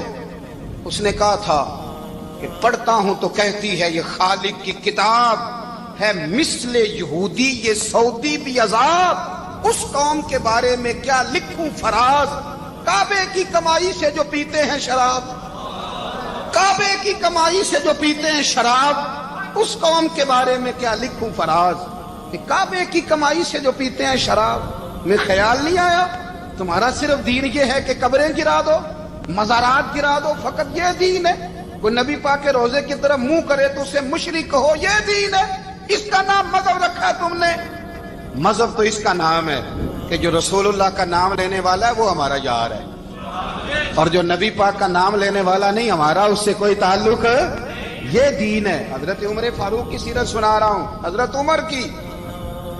حضرت ابو موسیٰ اشعری نے ایک عیسائی کو منشی رکھا تھا، اکاؤنٹ آفیسر حضرت ابو موسیٰ اشعری نے. تو حضرت عمر فاروق بول پڑے، کہنے لگے تمہیں مسلمان کوئی نہیں ملا تھا؟ کلمہ گو نہیں تمہیں نظر آئے؟ کشمیریوں کی لاشیں نظر نہیں آتی؟ ان کا خون بہ رہا ہے، تباہی اتر رہی ہے، اور تم قاتل کو گولڈ میڈل پہنا رہے ہو. اور یاد رکھنا، جب مسلمانوں کی بچیاں روندی جاتی ہوں نا تو پھر اسلام امن کا درس نہیں دیتا، پھر اسلام جہاد کی بات کرتا ہے. پھر اسلام جہاد کی بات کرتا ہے، جہاد کی. وہ قومیں غیرت مند نہیں ہوتی کہ جن کے گھروں میں آگ لگی ہو اور وہ غیروں کو ہار پہناتی پھرے. اللہ کا کچھ خوف کرو. زندگی مختصر ہے. دبئی میں کتنے رہے اور کتنے چلے گئے. خدا را کچھ خدا تم سے اچھے تو وہ نیو یارک کے رائٹر ہیں جو کم از کم اپنے کالموں میں کشمیر کی بات کرتے ہیں. تم سے اچھا برطانیہ کا وہ شخص ہے جو کم از کم BBC لندن پہ رپورٹ جاری کرتا ہے تو کہتا ہے کشمیر پہ ظلم ہو رہا ہے. تم سے تو وہ اچھے رہ گئے. تم نے بات کرنا تو دور کی بات، تم نے دشمنوں کے گلے میں ہار پہنانے شروع کر دیے. کل جب پوچھیں گے بلا کے تم کو اپنے سامنے، کیا جواب جرم دو گے تم خدا کے سامنے؟ بڑی تکلیف ہوئی، بڑی تکلیف ہوئی. وہ نا منصور حلاج کو پھانسی دی جا رہی تھی تو حضرت جنید بغدادی بھی آ کے دیکھنے لگے. تو منصور حلاج کہنے لگے بابا سارا زمانہ دیکھے پر تو نہ دیکھ. سارا زمانہ تماشا دیکھے، انہیں تو پتا کوئی نہیں نا، تو نہ دیکھ. عرب شریف والو، ٹرمپ اسے انعام دیتا تو تکلیف کوئی نہیں تھی، ملکہ وکٹوریا اسے انعام دیتی تو تکلیف کوئی نہیں تھی، پر تم تو نہ ایسا کرتے. تم تو اپنے تھے، تم تو کلمہ گو تھے، تم تو یہ ظلم نہ کرتے، تم تو یہ حرکت نہ کرتے. میں کہتا ہوں ٹھہر ہی جاتے. جانا نہیں دنیا سے، اللہ کے حضور حاضر نہیں ہونا. جب رسول اللہ قبر میں آئیں گے تو کیا جواب دو گے؟ خدا را حضور نے فرمایا تھا گناہ روک نہیں سکتے تو دل میں ہی برا جان لو. ذالک اضعف الایمان، یہ کمزور ایمان ہے. کم از کم اتنی حد تک تو آ جاؤ، دشمن سے گلے تو نہ ملو. خدا را سمجھیں ہمارا پہلا تعارف یہ ہے کہ ہم رسول اللہ بشکل رنگ و گل بس حقیقت میں خار ہے دنیا، ایک پل میں ادھر سے ادھر 4 دن کی بہار ہے دنیا، زندگی نام رکھ دیا کس نے، موت کا انتظار ہے دنیا، جگاری لگانے کی دنیا نہیں ہے، یہ عبرت کی جا ہے تماشا نہیں ہے، جہاں میں ہے عبرت کے ہر سو نمونے، مگر تجھ کو اندھا کیا رنگ و بو نے، کبھی غور سے بھی یہ دیکھا ہے تو نے، جو معمور تھے وہ محل اب ہے سونے، جگاری لگانے کی دنیا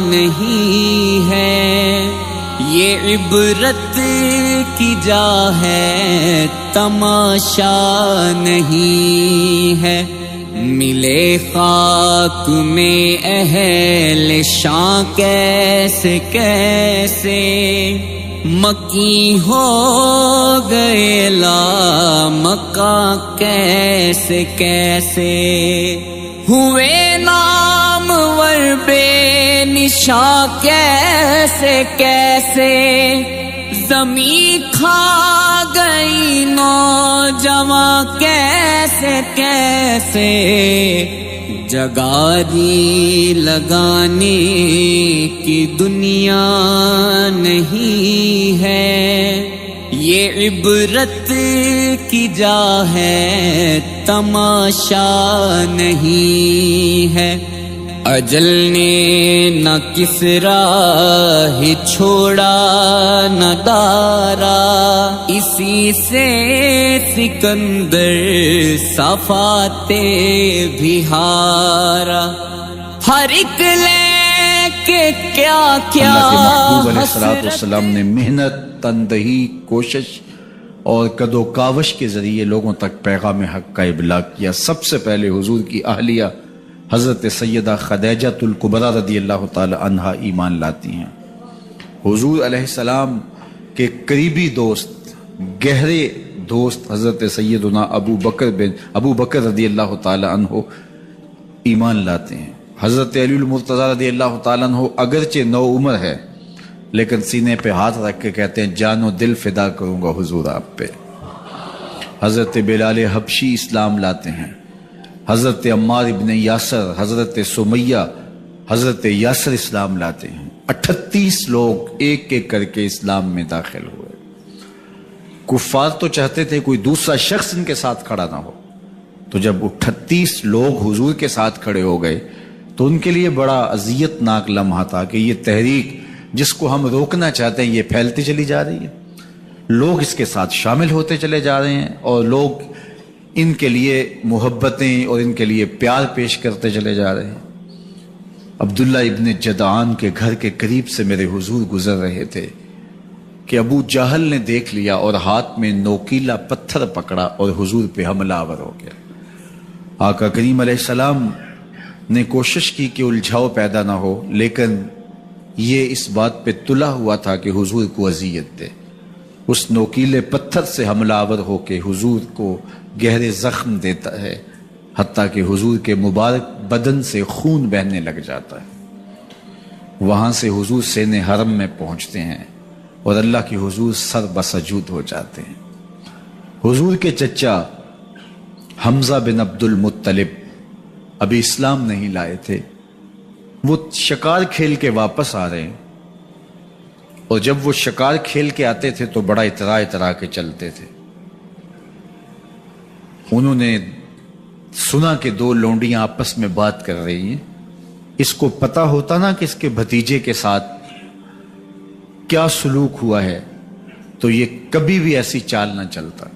اس کی ٹوری کوئی اور ہوتی. تو رک گئے, قدم خود بخود ٹھہر گئے. رک کے پوچھا کیا ماجرا ہوا؟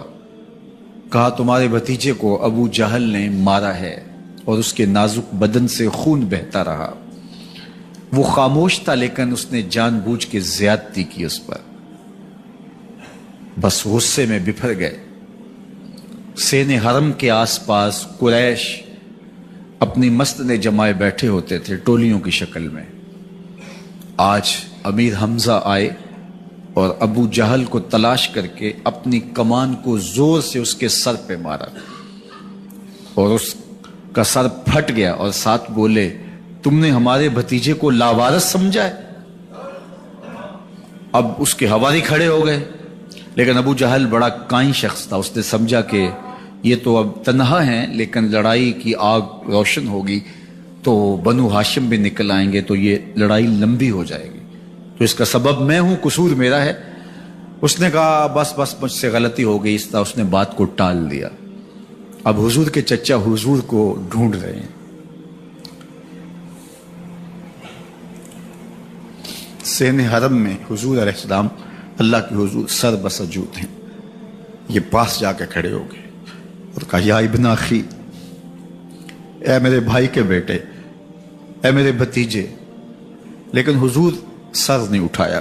اللہ کے حضور اپنے دکھڑے بیان کر رہے ہیں. اسی کسے دے کچھ نہیں لگ دے تے نہ کوئی ساڈا دردی.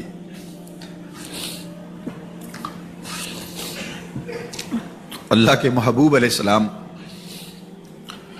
اللہ کے حضور سر بسجود ہے. انہوں نے پھر کہا یا ابن اخی, اے میرے بھائی کے بیٹے.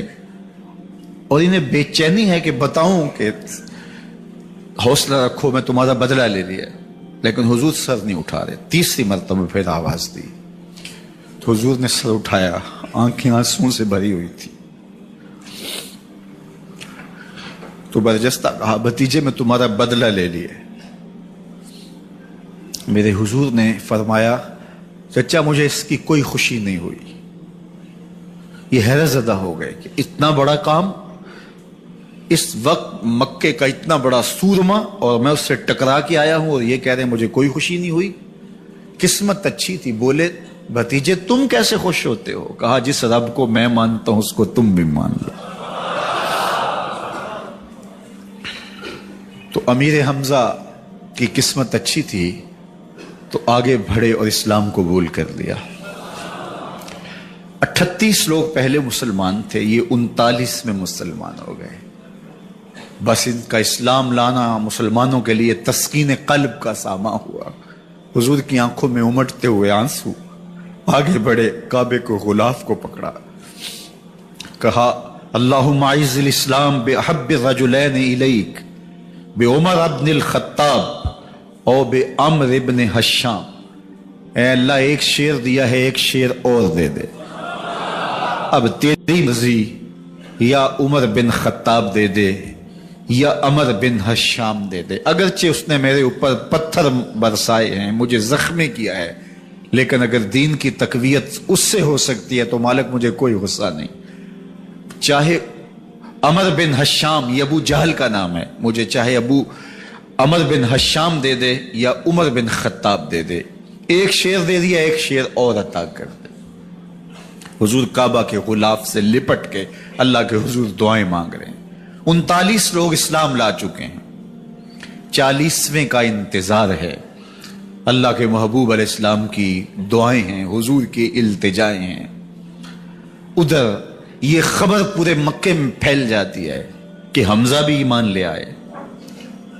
کفار پر سراسیمگی سی کیفیت پیدا ہو جاتی ہے کہ ہم تو سمجھتے تھے کہ یہ 2-4 لوگ ہیں, 10, 15, 20 لوگ جمع ہو جائیں گے, اور اس طرح کے لوگ بھی اگر ان کے ساتھ شامل ہو گئے تو ان کا راستہ نہیں روکا جا سکے گا. وہ سر جوڑ کے سوچنے لگے, ابو جہل کو کوسنے دینے لگے اس نے کیوں یہ ظلم کیا کہ اس کا نتیجہ یہ پھر ہمیں بھگتنا پڑ رہا ہے. اس کے لیے کوئی تدبیر کرنی چاہیے, اس کے لیے کوئی حکمت سوچنی چاہیے. 26 سال کا نوجوان ہے، خطاب کا بیٹا ہے، نام عمر ہے، اپنے گھر کے اندر پیچ و تاب کھا رہا ہے کہ اگر یوں ہی اسلام پھیلتا رہا تو ہمارے بتوں کے خلاف اٹھنے والا یہ نظم اتنا پھیل جائے گا کہ روکنا مشکل ہو جائے گا، آباء و اجداد کی کہانیاں ختم ہو جائیں گی، یہ ایک نیا دین ایسے پنپتا رہا تو پھر اس کو روکا نہیں جا سکے گا، کون روکے؟ دل میں خیال آیا اس کا ایک ہی حل ہے کہ بانی اسلام کی زندگی کا چراغ گل کر دیا جائے، لیکن یہ اتنا بڑا کام کون کرے؟ سوچا خود کروں گا۔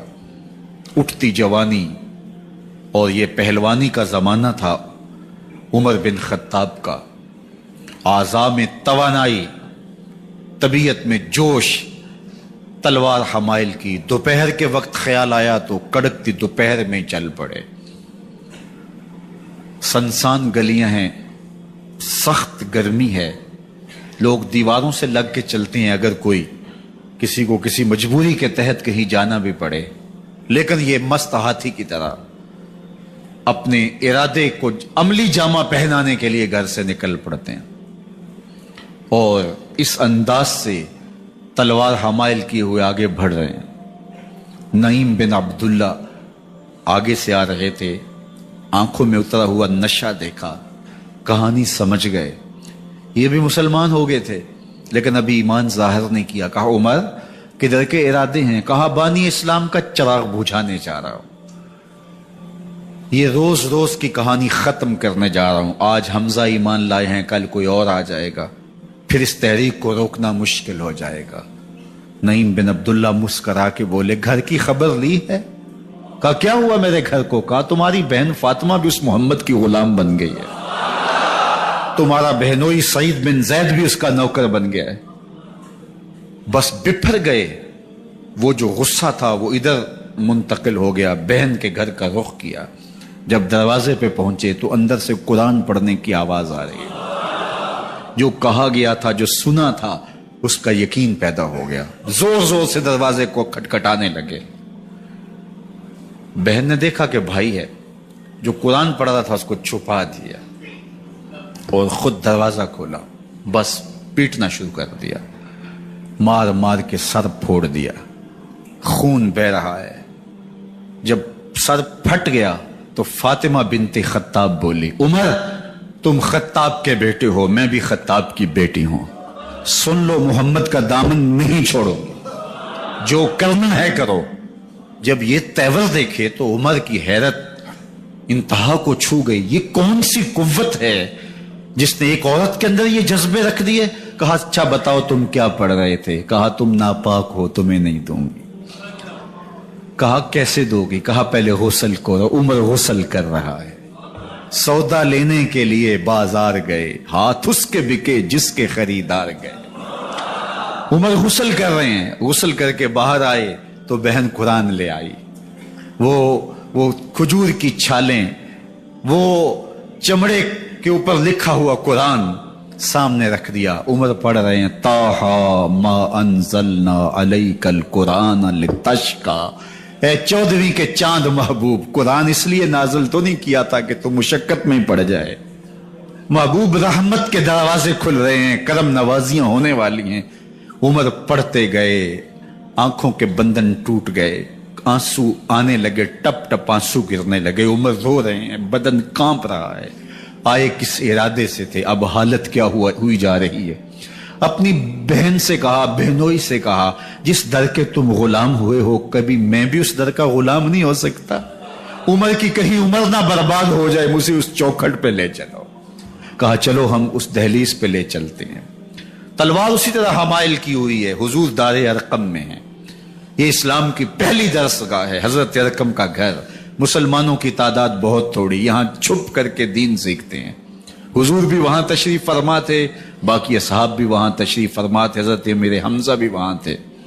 دروازے کی درزوں سے دیکھا کہ عمر آ رہے ہیں، تلوار بھی حمائل کی ہوئی۔ صحابہ نے کہا عمر آ رہے ہیں، امیر حمزہ نے کہا کوئی پرواہ نہیں، آنے دو، اچھا ارادہ ہوا تو خوش آمدید کہیں گے، ارادہ اچھا نہ ہوا اس کی تلوار سے گردن کاٹوں گا۔ اللہ اکبر۔ جب دروازہ کھولا تو دو صحابہ نے بازوں سے پکڑ لیا، کندھوں سے، حضور نے فرمایا کندھے چھوڑ دو، کندھے چھوڑ دیے گئے۔ آقا کریم علیہ الصلوۃ والسلام نے ان کے گلے کے اندر جو کپڑا تھا اس کو پکڑ کے جھٹکا دیا، اسلم عمر، عمر اسلام لاؤ، اللہ اکبر۔ اور ساتھ حضور نے حضرت عمر کے دل پہ ہاتھ رکھے، اللہم اہد قلبہ، اللہ عمر کے دل میں ہدایت ڈال دے۔ بس یہ جملہ کہنے کی دیر تھی اور حضور کا ہاتھ پھرنے کی دیر تھی، اندر سے کفر دھلتا چلا گیا۔ اور عمر نے کہا اشہد اللہ الہ الا اللہ واشہد انک رسول اللہ۔ جب یہ پڑا کلمہ تو حضور کی زبان سے بے ساختہ نکلا اللہ اکبر، اور صحابہ نے بھی اللہ اکبر کہا، اور اس زور سے کہا کہ مکے کی گلیاں گونجنے لگی۔ اب عمر ایمان لانے کے بعد حضور کی خدمت میں حاضر ہو کے عرض کرتے ہیں حضور کیا ہم حق پہ نہیں ہیں؟ فرمایا ہم حق پہ ہیں۔ اللہ کا دین سچا نہیں ہے؟ فرمایا اللہ کا دین سچا ہے۔ کہا کہ آپ اللہ کے سچے نبی نہیں ہیں؟ فرمایا میں اللہ کا سچا نبی ہوں۔ تو فرمایا پھر ہم چھپ کے نماز کیوں پڑھیں؟ کہا کہ عمر تم جانتے ہو حکمت ہے، اتنے جو ہے وہ ہماری تعداد نہیں، اور کفار کا جور و ظلم اور ستم۔ عرض کی حضور ہم کعبۃ اللہ میں جا کے نماز پڑھیں گے۔ مسلمانوں کی دو صفیں بن گئی، ایک صف کی قیادت امیر حمزہ کر رہے ہیں، ایک صف کی قیادت حضرت فاروق اعظم کر رہے ہیں، درمیان میں حضور چل رہے ہیں، اور روایات میں آتا ہے حضرت عمر چلتے جاتے ہیں اور ساتھ لا الہ الا اللہ پڑھتے چلے جا رہے ہیں۔ اور پھر جا کے وہاں پہنچے تو وہاں جو صنادید قریش تھے ان پر سختہ طاری ہو گیا۔ حضرت عمر رضی اللہ تعالیٰ عنہ جب ایمان لائے تو آپ نے ایک ایک کافر کے گھر کے دروازے پہ کھڑے ہو کے کہا، جب کوئی بھی شخص مسلمان ہوتا تو کفار اس کو مارتے، زود و کوب کرتے، ظلم کرتے، ستم کرتے، گھسیٹتے بازاروں میں، لیکن حضرت عمر ایمان لائے تو ایک ایک شخص کے دروازے پر کھڑے ہو کر کے کہا کہ تم کمزوروں کو مارتے تھے، میں تمہیں بتانے آیا ہوں میں محمد عربی کا نوکر بن گیا ہوں۔ بلکہ آپ نے اعلان کیا جس نے اپنی بیوی کو بیوہ اور بچوں کو یتیم کروانا ہو اور اپنے ماں باپ کی کمر کو جھکانا ہو وہ عمر کے مقابلے میں آئے۔ اللہ اکبر۔ زنیرہ نامی ایک خاتون تھی بہت کمزور، راوی کہتا ہے کہ اس کی ہڈیوں میں گودا نہیں تھا، عشق رسول تھا، اور اس کا ظالم آقا اس کو مارتا ہے، اور جب مار مار کے تھک جاتا ہے ادھر سے عمر آ رہے ہیں، یہ اسلام لانے کے پہلے کی کہانی ہے، تو ادھر سے عمر آ رہے ہیں تو اس نے کہا عمر تم جوان آدمی ہو تو یہ چھوڑتی نہیں ہے اپنے نبی کا نام، ذرا تم آؤ۔ تو عمر کوڑا پکڑ لیتے اسے مارتے ہیں، مارتے مارتے تھک جاتے ہیں تو پانی پینے لگتے ہیں، تو کہتے ہیں مجھے تیرے پہ ترس نہیں آیا لیکن میں ذرا پانی پینے لگا ہوں، اور پھر گلے کے اندر کپ ڈال کر کے کوڑا اور اس کی رسی کو بل دیتے ہیں اور اس کی آنکھیں باہر نکل آتی ہیں، اور کہتے ہیں بلا اپنے نبی کو جو تیری آنکھوں کی بینائی واپس کرے۔ اللہ اکبر۔ تو اس نے آسمان کی طرف منہ کر کے کہا مالک میں کبھی بھی آنکھوں کی بینائی نہ مانگتی لیکن اب تیرے نبی کی عزت کا سوال ہے۔ آنکھوں کی بینائی واپس ہو جاتی ہے۔ زنیرہ کو بڑا مارا، آج عمر گلیوں میں آنکھوں میں آنسو ہیں اور عجیب دلے بےتاب ہے، اور کہتا ہے آؤ بھائی میں حضور کا غلام بن گیا ہوں، تمہیں بتانے آیا ہوں۔ زنیرہ نے موڑ کاٹا تو آگے عمر یہ آواز دے رہے تھے۔ زنیرہ ایک کونے پہ کھڑے ہو کے رو کے کہتی ہے عمر تم تو بڑے اس دن جوش و غضب میں تھے اور تم مارتے ہوئے تھکتے نہیں تھے۔ تو عمر نے کہا زنیرہ اس دن میں نے دیکھا نہیں تھا، اب میں محمد عربی کو دیکھ آیا ہوں۔ جنہ ویکھیا نہیں ہو کرن گلاں، جنہ ویکھیا نہیں ہو کرن گلاں، جنہ ویکھیا ہو تے بول دے نہیں، جڑے محرم راز حقیقت دے اور راز حقیقت کھول دے نہیں۔ تو حضرت عمر رضی اللہ تعالیٰ عنہ ایمان لائے۔ حضرت عبداللہ ابن مسعود رضی اللہ تعالیٰ عنہ فرماتے ہیں کہ حضرت عمر کا ایمان لانا مسلمانوں کے لیے عزت کا سبب تھا، ان کا ہجرت کرنا مسلمانوں کی نصرت تھی، اور ان کی خلافت مسلمانوں کے لیے رحمت تھی۔ حضرت عمر رضی اللہ تعالی عنہ وہ ہیں کہ میرے حضور نے فرمایا لوگوں جب نیک لوگوں کا ذکر کرو تو میرے عمر کا تذکرہ ضرور کیا کرو۔ میرا عمر وہ ہے کہ جب وہ ایک جگہ ایک سمت سے آ رہا ہو، ایک گلی اور بازار سے آ رہا ہو تو شیطان بھی آ رہا ہو، عمر کو دیکھ کے راستہ تبدیل کر لیتا ہے۔ حضرت عمر رضی اللہ تعالی عنہ کی طبیعت کے اندر جو جاہ و جلال تھا، طبیعت کے اندر جو سختی تھی، وہ اسلام کے اندر آ کر بھی قائم رہی، اور آپ نے وہی سختی، وہی جاہ و جلال جو پہلے مسلمانوں کے خلاف تھا، اب کفار کے خلاف، منافقین کے خلاف حضرت عمر کی طبیعت کے اندر وہ جوش و خروش بدستور موجود رہا۔ لیکن جس دن آپ خلیفہ بنے تو اس دن آپ نے ممبر پہ چڑھ کے جو خطبہ دیا، اس میں کہا، لوگوں میں سخت اس لیے تھا کہ رسول اللہ نرم تھے، پھر میں سخت اس لیے تھا کہ حضرت ابوبکر صدیق نرم تھے، اب میں تخت خلافت پہ بیٹھا ہوں، اب میری سختی جو ہے وہ نرمی میں تبدیل ہو گئی، صرف فاسقوں، فاجروں اور باغیوں کے لیے میں سخت ہوں، باقی تمہارے لیے نرم ہوں۔ سب سے کم جو تنخواہ بیت المال سے اگر کسی وجود نے لی ہے تو وہ حضرت عمر رضی اللہ تعالیٰ عنہ نے لی ہے، صرف 2 جوڑے لیتے تھے سال میں، اور راوی کہتا ہے کہ میں نے دیکھا ہے کہ اس میں بھی 17 پیوند لگے ہوتے تھے۔ حضرت عمر رضی اللہ تعالیٰ عنہ کا طرز زندگی، آپ کا انداز معاشرت اور آپ کا انداز خلافت، ہر لمحہ آپ کی زندگی کا اٹھا کے دیکھیے، کتنی مرتبہ قرآن حضرت عمر کی رائے کے مطابق نازل ہوا ہے۔ اللہ تعالیٰ جل شانہ نے ان کو صاحب الہام بنایا تھا۔ ہر امت میں کوئی صاحب الہام ہوتا ہے، حضور کی امت کا صاحب الہام حضرت عمر رضی اللہ تعالیٰ عنہ، اور آقا کریم نے انہیں اپنا وزیر قرار دیا، فرمایا میرے 2 وزیر آسمانوں میں ہیں، 2 وزیر زمینوں میں ہیں، آسمانوں کے وزیر ابو جو ہے وہ جبرائیل اور میکائیل ہیں، اور زمین کے وزیر ابو بکر اور عمر ہیں رضی اللہ تعالی عنہما۔ تو اللہ تعالیٰ جل شانہ نے حضرت سیدنا صدیق اکبر کے بعد حضرت سیدنا عمر بن خطاب رضی اللہ تعالیٰ عنہ سے جو کام لیا، مختصر دور خلافت کے اندر 10 سال 6 ماہ 4 دن آپ نے خلافت فرمائی ہے، لیکن کہاں سے چلے اور یہاں مکران تک، بلوچستان کا حصہ ہے، یہاں تک آپ کے سلطنت کی حدود وسیع ہوئی، ادھر آرمینیا تک جا پہنچے، حمص فتح کیا، قادسیہ، یرموک، آپ ذرا دیکھیے کہ کہاں تک آپ کی فوجوں کے گھوڑے دوڑتے رہے، اور اللہ تعالیٰ جل شانہ نے ان کو جو توانائی، عدل و انصاف کی قوت عطا فرمائی۔ اللہ اکبر، جب زمین پہ عدل کیا ہو تو زمین بھی حکم مانتی ہے، اور حضرت عمر وہ تھے جن کا حکم ہوائیں بھی مانتی تھی، زمین بھی مانتی تھی، جن کا حکم جو ہے وہ آگ بھی تسلیم کرتی تھی اور دریا بھی ان کا حکم مانا کرتے تھے۔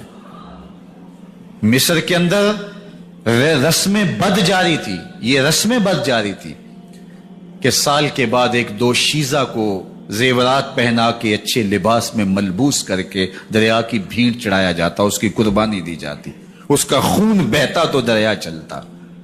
جب اسلام مسلمانوں نے مصر فتح کیا تو گورنر نے لکھا کہ اسلام تو اس طرح کی رسوم کی اجازت نہیں دیتا، لیکن خشک سالی ہے، لوگوں کی فصلیں ویران پڑی ہیں، تو حضرت کیا کیا جائے؟ تو حضرت عمر رضی اللہ تعالیٰ عنہ کو جب قاصد آ کے پیغام دیتا ہے تو کاغذ کے ٹکڑے پہ لکھتے ہیں بسم اللہ الرحمن الرحیم، مصر کے نیل کی جانب عمر کا خط، لکھتے ہیں اے نیل اگر تو اللہ کے حکم سے چلا کرتا ہے تو چل، ورنہ ہمیں تیرے چلنے کی کوئی حاجت نہیں ہے۔ اور قاصد کو کہا یہ خط لے جاؤ اور جا کے دریائے نیل میں پھینک دو۔ قاصد جا کے خط دریائے نیل میں پھینک دیتا ہے، پانی آتا ہے، ایسا دریائے نیل چلا 14 صدیاں ہوئی ہیں آج تک کبھی بند ہی نہیں ہوا۔ دریا حکم مانتے ہیں، آگ نکلتی ہے، لوگ حضرت عمر رضی اللہ تعالی عنہ کے پاس آئے، حضرت لاوا پھوٹا ہے، آگ نکل رہی ہے اور مدینے کی طرف بڑھ رہی ہے، اب کیا کیا جائے؟ فائر بریگیڈ تو زمانے میں تھی نہیں۔ عمر نے اپنی قمیض اتاری، جس قمیض پہ 17 پیوند لگے ہوئے تھے چمڑے کے، کہا یہ قمیض لے جاؤ، جدھر آگ بڑھ رہی ہے آگے ڈھالنا، آگ پیچھے بھاگ جائے گی۔ زلزلہ آتا ہے تو زمین پہ دھرا مارتے ہیں، زمین رک جا، کیا عمر نے تیری چھاتی پہ عدل نہیں کیا ہے؟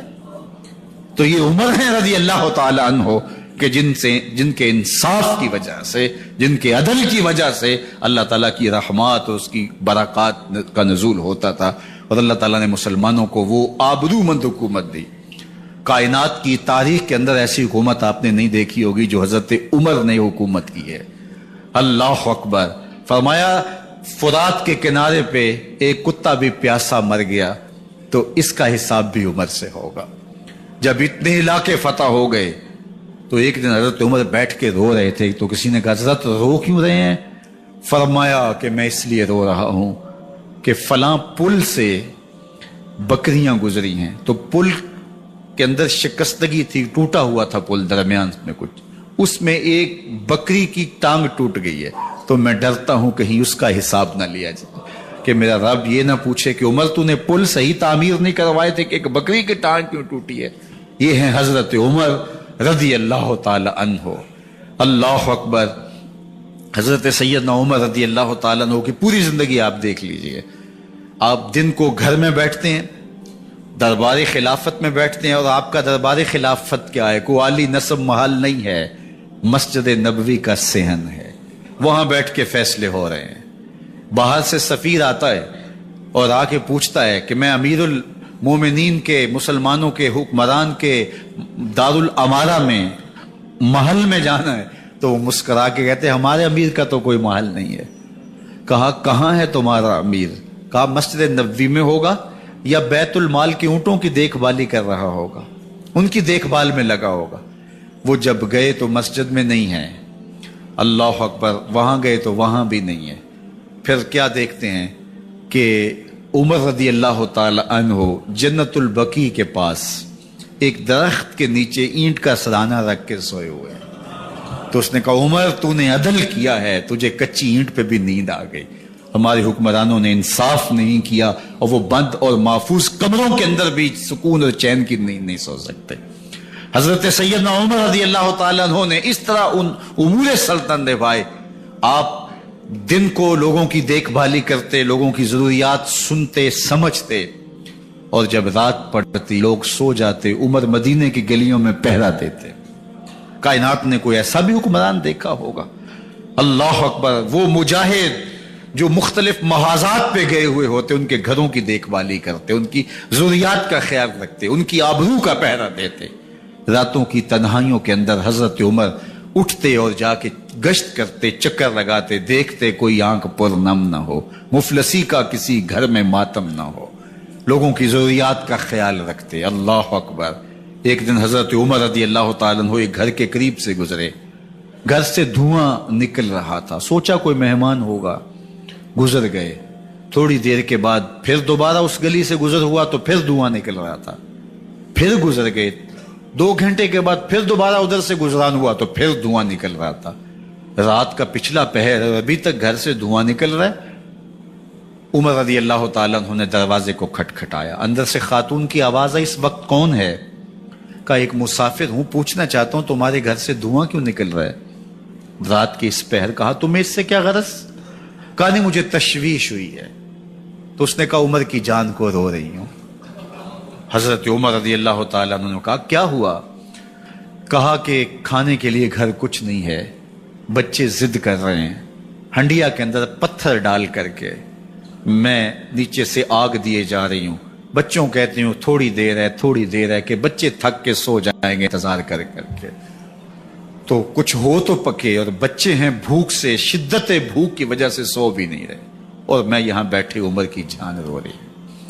حضرت عمر رضی اللہ تعالیٰ عنہ واپس آئے, گھی کا کنستر اٹھایا, آٹے کی بوری لی اور ساز و سامان لیا. خادم تھا آپ کا اسلم بیت المال میں. اس نے حضرت یہ سب کچھ میں اٹھا لیتا ہوں. کہا حشر کے دن میرا بوجھ اٹھاؤ گے؟ کہا نہیں وہ تو آپ کو اٹھانا ہوگا. کہا عمر کو آج خود ہی اٹھانے تو. اور اٹھا کے ان کے گھر آئے اور گھر آ کے ان کو سب کچھ دیا. اور پھر اس کے بعد جب کھانا تیار ہوا, بلکہ روایت میں آتا ہے کہ جب آگ جلا رہی تھی تو عمر جھک کے چولہے میں پھونکے مار رہے تھے. اللہ اکبر. اس خاتون کو نہیں پتا کہ یہ کون ہے, یہ کوئی اجنبی مسافر ہے, میری مدد کر رہا ہے. پھر بچے جو ہے وہ جب کھانا کھا کے خوش ہوئے تو حضرت عمر رضی اللہ تعالیٰ عنہ نے دل میں سوچا اور کہا عمر جس طرح تو نے بچوں کو رلایا ہے آج ان بچوں کو ہنساؤ بھی. تو بچے بیٹھے ہیں تو عمر کبھی ادھر جاتے ہیں کبھی ادھر جاتے ہیں. جس طرح بچوں کو کھلانے کے لیے جو ہے وہ گھٹنوں کے بل اور ہاتھوں کے بل لوگ چلتے ہیں, حضرت عمر یوں چلتے ہیں اور وہ بچے مسکراتے ہیں.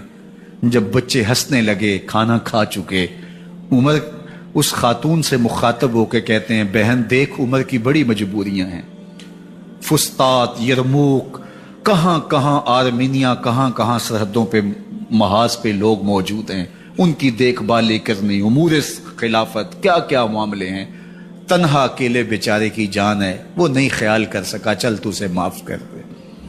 وہ بہن کہتی ہے تو اتنی ہمدردی کیوں کرتے عمر کی؟ نہیں، میں عمر کو معاف نہیں کروں، کل قیامت کے دن میں اللہ کے حضور عمر کا گریبان پکڑوں گی۔ تو دوسرے علاقے فتح کرتا تھا، میری خبر ہی نہیں تھی۔ اللہ اکبر! جب یہ بات کی تو عمر چیخیں مار کے رونے لگے اور ہاتھ جوڑ کے کہنے لگے بہن یہ تمہارے سامنے تو عمر کھڑا ہے، یہ حضرت عمر تھے رضی اللہ تعالیٰ عنہ، اور اللہ کے محبوب علیہ الصلوۃ والسلام کے خلیفہ راشد، دوسرے خلیفہ، 10 سال 6 ماہ اور 4 دن آپ نے خلافت کی۔ اور تاریخ کہتی ہے اگر عمر رضی اللہ تعالیٰ عنہ کو 10 سال اور مل جاتے، یا مغربی مفکرین کہتے ہیں کہ اگر کائنات کو ایک عمر اور مل جاتا، پوری دنیا پہ مسلمانوں کی حکومت ہوتی، کہیں کفر باقی نہ بچتا۔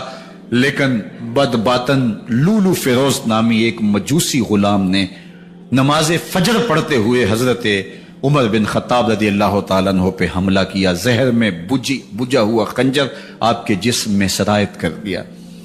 آپ وہاں سے اٹھا کے گھر لائے گئے اور 4 دن تک مسلسل آپ اس اذیت اور تکلیف میں رہے۔ جب آخری وقت آیا تو اپنے بیٹے کو بلایا، کہا بیٹا میں نے ام المومنین سیدہ عائشہ رضی اللہ تعالیٰ عنہ سے پوچھا ہوا ہے کہ میرے مرنے کے بعد حضور علیہ السلام کی قربت میں مجھے جگہ دے دی جائے، ہو سکتا ہے میں امیر المومنین مسلمانوں کا خلیفہ ہوں تو اس وجہ سے انہوں نے اجازت دے دی ہو، جب میں فوت ہو جاؤں تو ظاہر خلیفہ نہیں رہوں گا، تو پھر جا کے ان کو دوبارہ کہنا کہ میرے باپ کا پیغام ہے، اگر وہ اجازت دیں تو مجھے حضور کی قربت میں دفن کر دینا، اور اگر وہ اجازت نہ دیں تو پھر جنت البقیع میں مجھے دفن کر دینا۔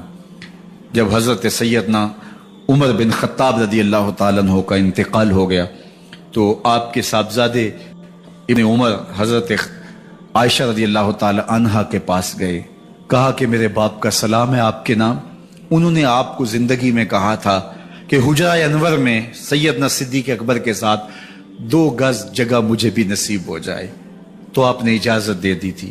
تو میرے والد گرامی نے فوت ہوتے ہوئے کہا کہ دوبارہ ام المومنین کے پاس جانا اور دوبارہ پوچھنا۔